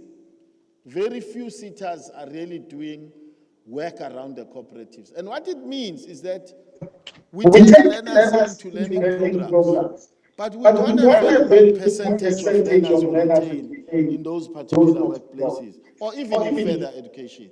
But we can't even have those that go into the cooperatives, because we've not set up the cooperative movement. And that's a particular area that can really address some of the easier or particular skill sets and opportunities that avail themselves in the labor market, like the examples that were mentioned, shoe repair, street mechanics, and a whole range of other things. And maybe we can begin the then thorough conversation about is there a displacement of our young people by the foreign nationals into those particular skills. But before we produce those skills, I think that particular argument is not so valid, because we must produce the skills and deploy. But we must also, as parents, make sure that our kids find those particular opportunities attractable.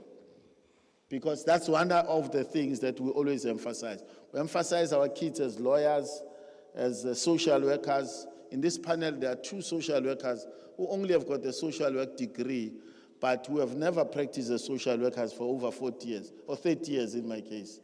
Mvalo, 40 years. So, I mean, you can easily see that some of the old qualifications are getting obsolete, and we need to begin to have these conversations about technical skills, as opposed to lawyers and a whole range of other HR discipline. And we invest in these things, and there are no outcomes because our kids are not getting any jobs. Thanks. Thanks, Mr. Nhlapo. Do you want Mr. Mvalo or business? Yeah, perhaps it's just a footnote. I won't do a State of the Nation address as the Labour has done. The point I should think, the emphasis is always, the language you are using is demand-led. If we're training anyone in skills which are not demand-led, then we are going to have a problem of absorption. We know, as the country, we're producing number of instruments, very important for signposting careers that young people, they must follow. We have occupations in high demand, which we're producing that list in each and every second year. The last one we produced was in November 2020. We're busy right now updating that list, which is going to be released very soon. So, if we're not encouraging, as my esteemed colleague from Labour, young people to venture into those careers whereby we have empirical evidence to say they are in demand or are required by our economy. Critical skills list, very important, which was published in 2022 in August, also identifies careers, that will require some skills. I know when we are at NEDLEC with the Labour, it's always a big issue when we're saying we want to import skills. But we have got a high rate of unemployment in South Africa, seated at 31.9%. But then we're saying we need to import some of the skills. And obviously, the economy is not going to wait for someone who's in a university. So we have to have those skills. We have to import those skills. I made mention earlier on of economic reconstruction and recovery plan. Supposed to be a demand-led plan. Hence, then, therefore, we've got a skills strategy to support economic reconstruction and recovery plan.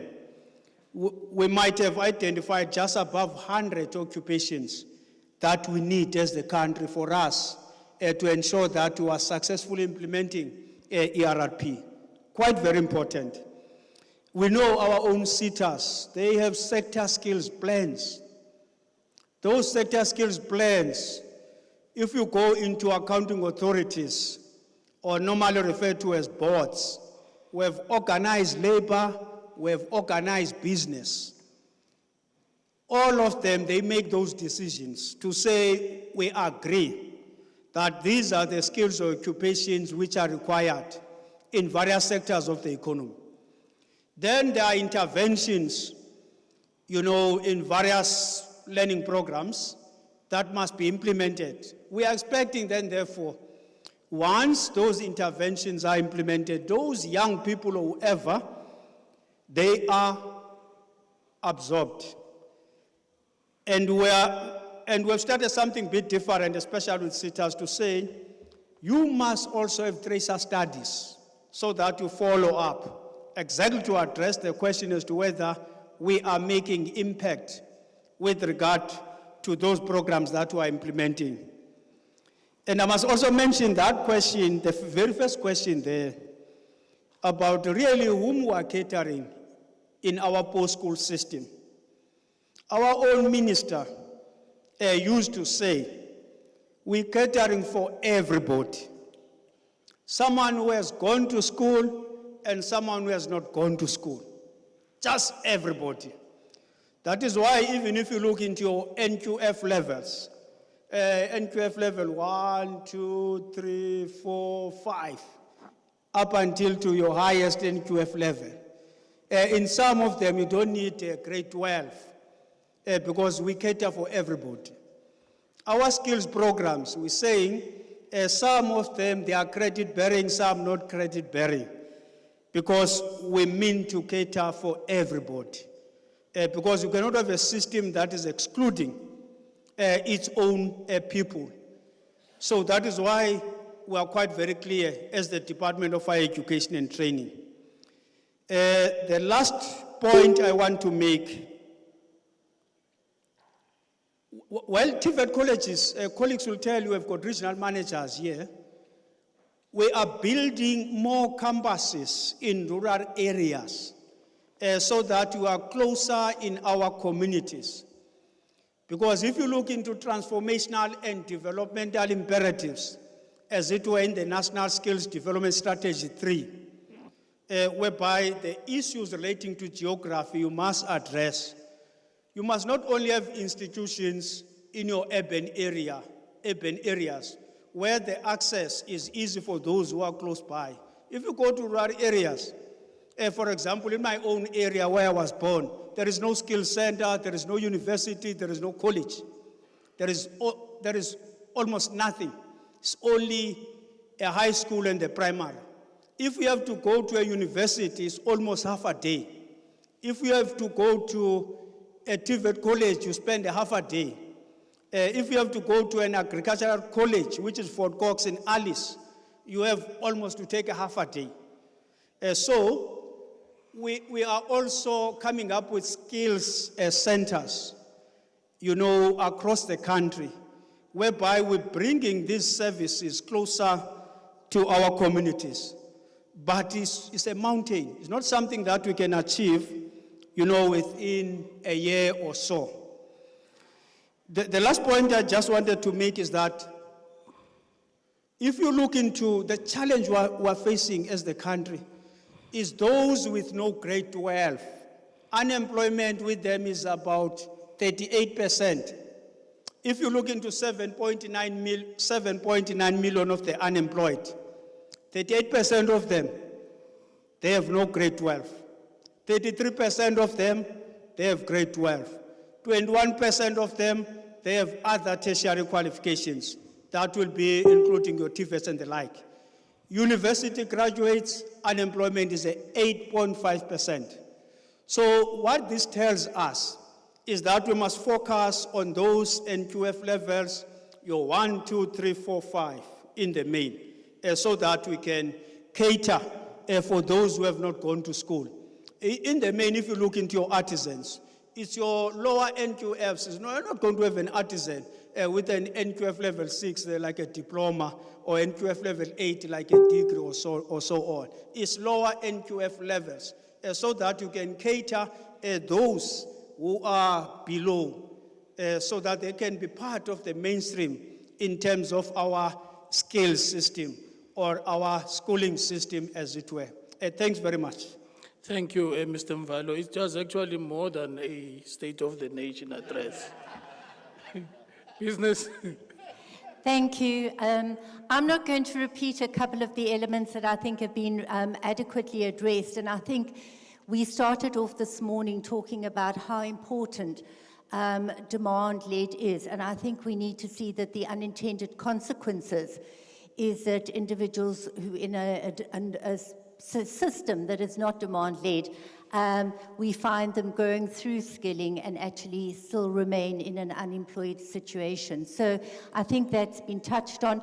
I think a key message coming through is that I don't think we've come to the solution yet, but ultimately world skills needs to be adequately funded. And I think the social partners need to put our heads together on what is the best mechanism to ensure that perhaps seaters who have great skills coming through are unable to compete because they can't access adequate funding. So I think that's a takeaway for this panel. I just want to talk on a couple of elements. The colleague at the back spoke about training centers in the townships, and DDG has touched on some elements. Of course, business is involved in some development in terms of training centers, but generally business puts where the demand is. So there are going to be communities where we are unable to absorb that there are not going to be a business presence. And I think one needs to appreciate that the goal is absorption, that we are training for employability, and that, of course, it allows individuals to make choices in terms of self-employment, but ultimately the goal is with employment in mind. But I want to touch on a base that we haven't touched on, and it's the whole issue of online learning, because it opens up avenues in those areas where bricks and mortar don't actually exist. First of all, we do have a program or a system that is being worked on currently, which is the National Pathways Management Network. And I think it's very much been identified that there are too many systems for youth to actually simply find access to opportunities, be they learning opportunities or work opportunities. And I guess the easiest way to talk about it is, say, the system of systems, where we are trying to pull them all in together, where there is a single sign-on, and the youth can actually access information about these opportunities through the vehicle SA Youth Mobi. It is data-free as well, and even in my local community, we ensure at the library that they have access to computers so they can go in and access these opportunities. From a business perspective, we are certainly encouraging employers to actually post these opportunities, whether they are learning, they are earning opportunities, onto SA Youth Mobi, so that we actually direct traffic and actually enable individuals. But I think we need to couple this with the demand, and of course DDG spoke about those demand opportunities actually exist. And I know today in the audience we've got one of our great members from business, and that is Caterpillar. And Caterpillar are using these platforms and vehicles for great opportunities for youth, where jobs are or skills are in demand. For example, we have through Caterpillar, where they have free online training. Their program is called Technicians for the World. That they are one of several, but of course they are world-class with companies like Caterpillar, that actually, if the youth are directed towards these online and free open learning programs that are actually recognized as being part of the pathway for them to employability, we need to be urging and encouraging them. And certainly using resources like this are far cheaper than actually bricks and mortar once the big infrastructure has actually been established. But of course, SA Youth Mobi is now actually operating quite effectively, and I know a high number of industries actually use it as part of the sourcing pool for new entrants to the market. Thank you, Chairperson. Thanks very much, business.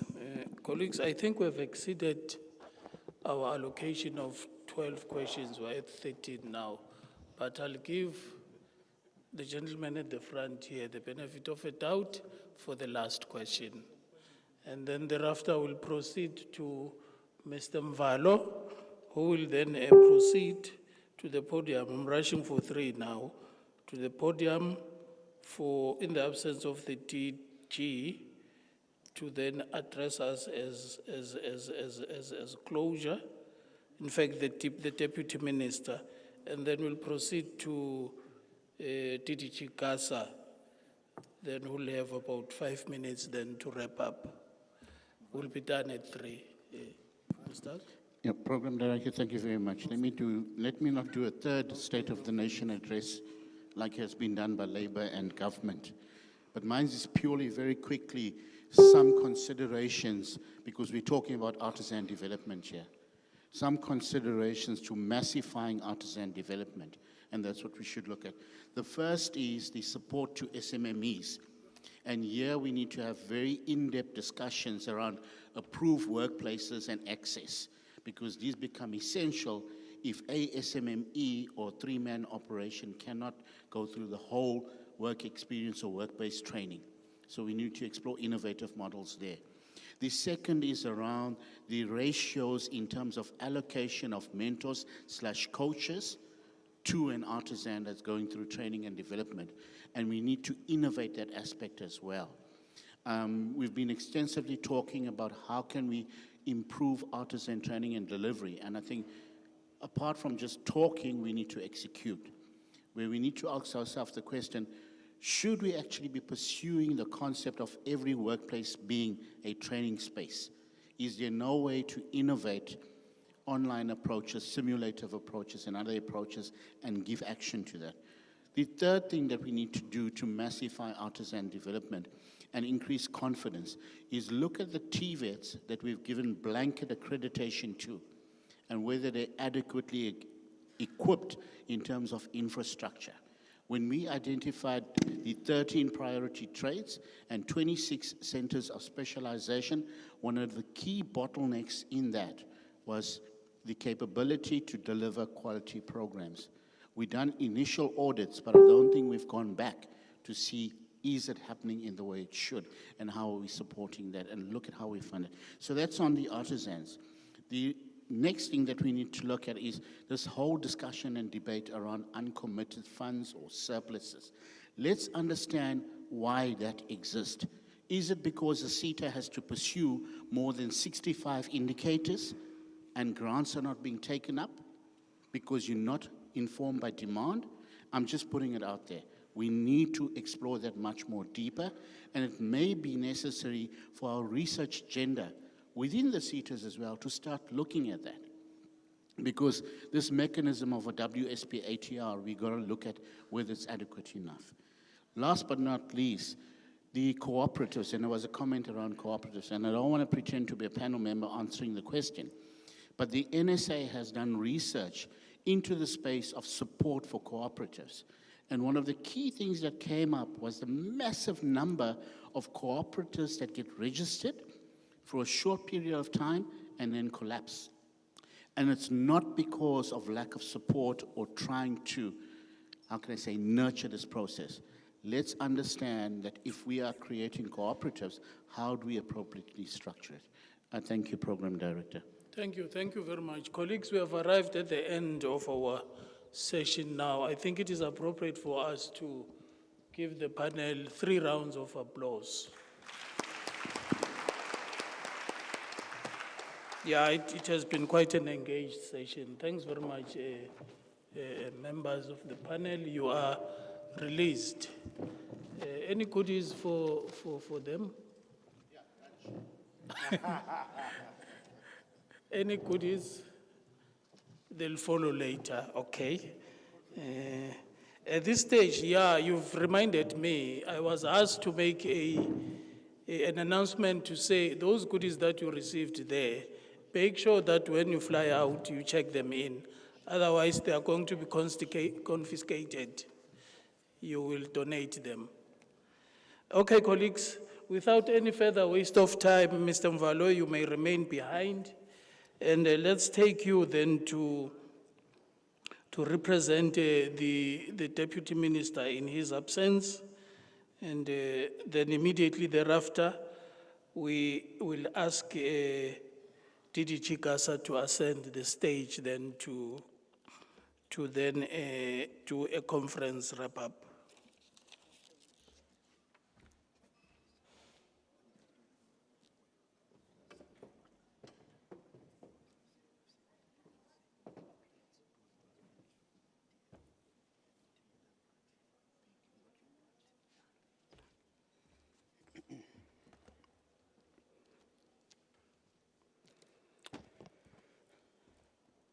Thanks very much, Program Director.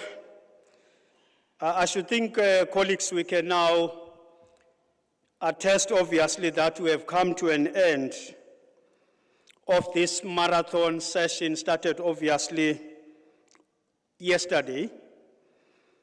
As the department, we are delighted and excited with immense pride and gratitude as we bring the curtain down of our successful World Skills South Africa Conference. Our journey over the past few days has been nothing short of extraordinary, filled with inspiration, shared expertise, and collective commitment to the theme that has resonated throughout our discussions, skills change lives. We know that across the world, artisans are the architects of transformation. We can also attest in our conversation today. They are the creators of beauty and the custodians of traditional craftsmanship. The intricate dance between hands and materials, the mastery of tools, and the dedication to perfection define this important craft as we drive our socio-economic development agenda. It is through our skills that we weave the fabric of creativity and innovation, especially for the artisan of 21st century. Apprenticeship and artisan development are not merely about creating employment opportunities. They form the backbone of our global economy, driving innovation, entrepreneurship, and transformation of industries. The theme Skills Change Lives encapsulates the essence of artisanal calling. It serves as a powerful reminder that beyond the tangible products of labor, artisans hold the potential to create profound impacts on individuals and societies, especially as we seek to address our social ills such as unemployment, inequality, and poverty. In the digital age, I should think a lot has been said. I'm just trying to cut my program director some of the areas. In the digital age, the intersection of technology and craftsmanship has been a recurring theme. The incorporation of innovative tools and techniques has the potential to revolutionize artisanal work, opening new frontiers of creativity and efficiency. Let us embrace these advancements, recognizing that technology can be a powerful ally in our pursuit of excellence.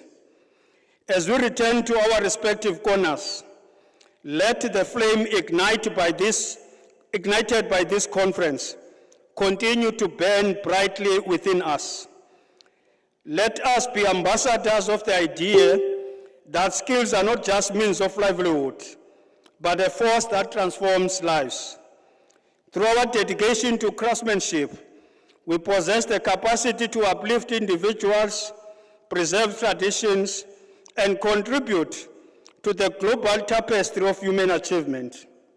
In conclusion, we extend our heartfelt gratitude to every one of you who has contributed to the success of this World Skills South Africa Conference. As we part ways, let us carry the spirit of this conference with us, embodying the belief that indeed skills change lives. I thank you.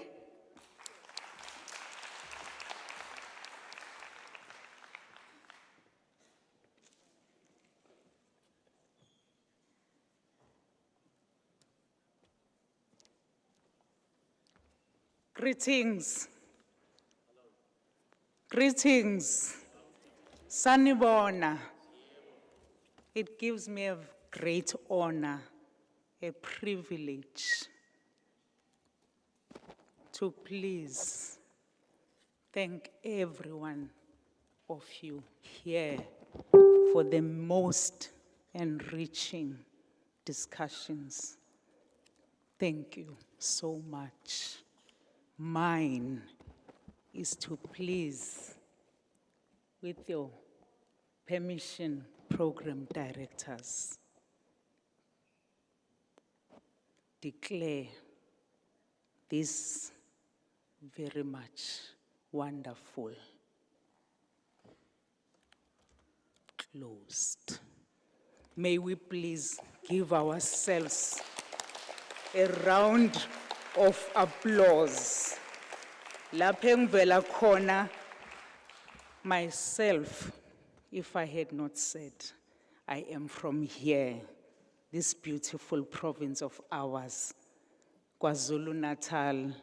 We say thank you in Zulu, siyabonga. It is an honor and a privilege to declare this closed. Siyavala. Thank you so much. Thank you. I've been only granted 1 minute. So thank you so much. It is closed, colleagues. Thank you. Short it to the point. Thank you. Yes. Thank you very much.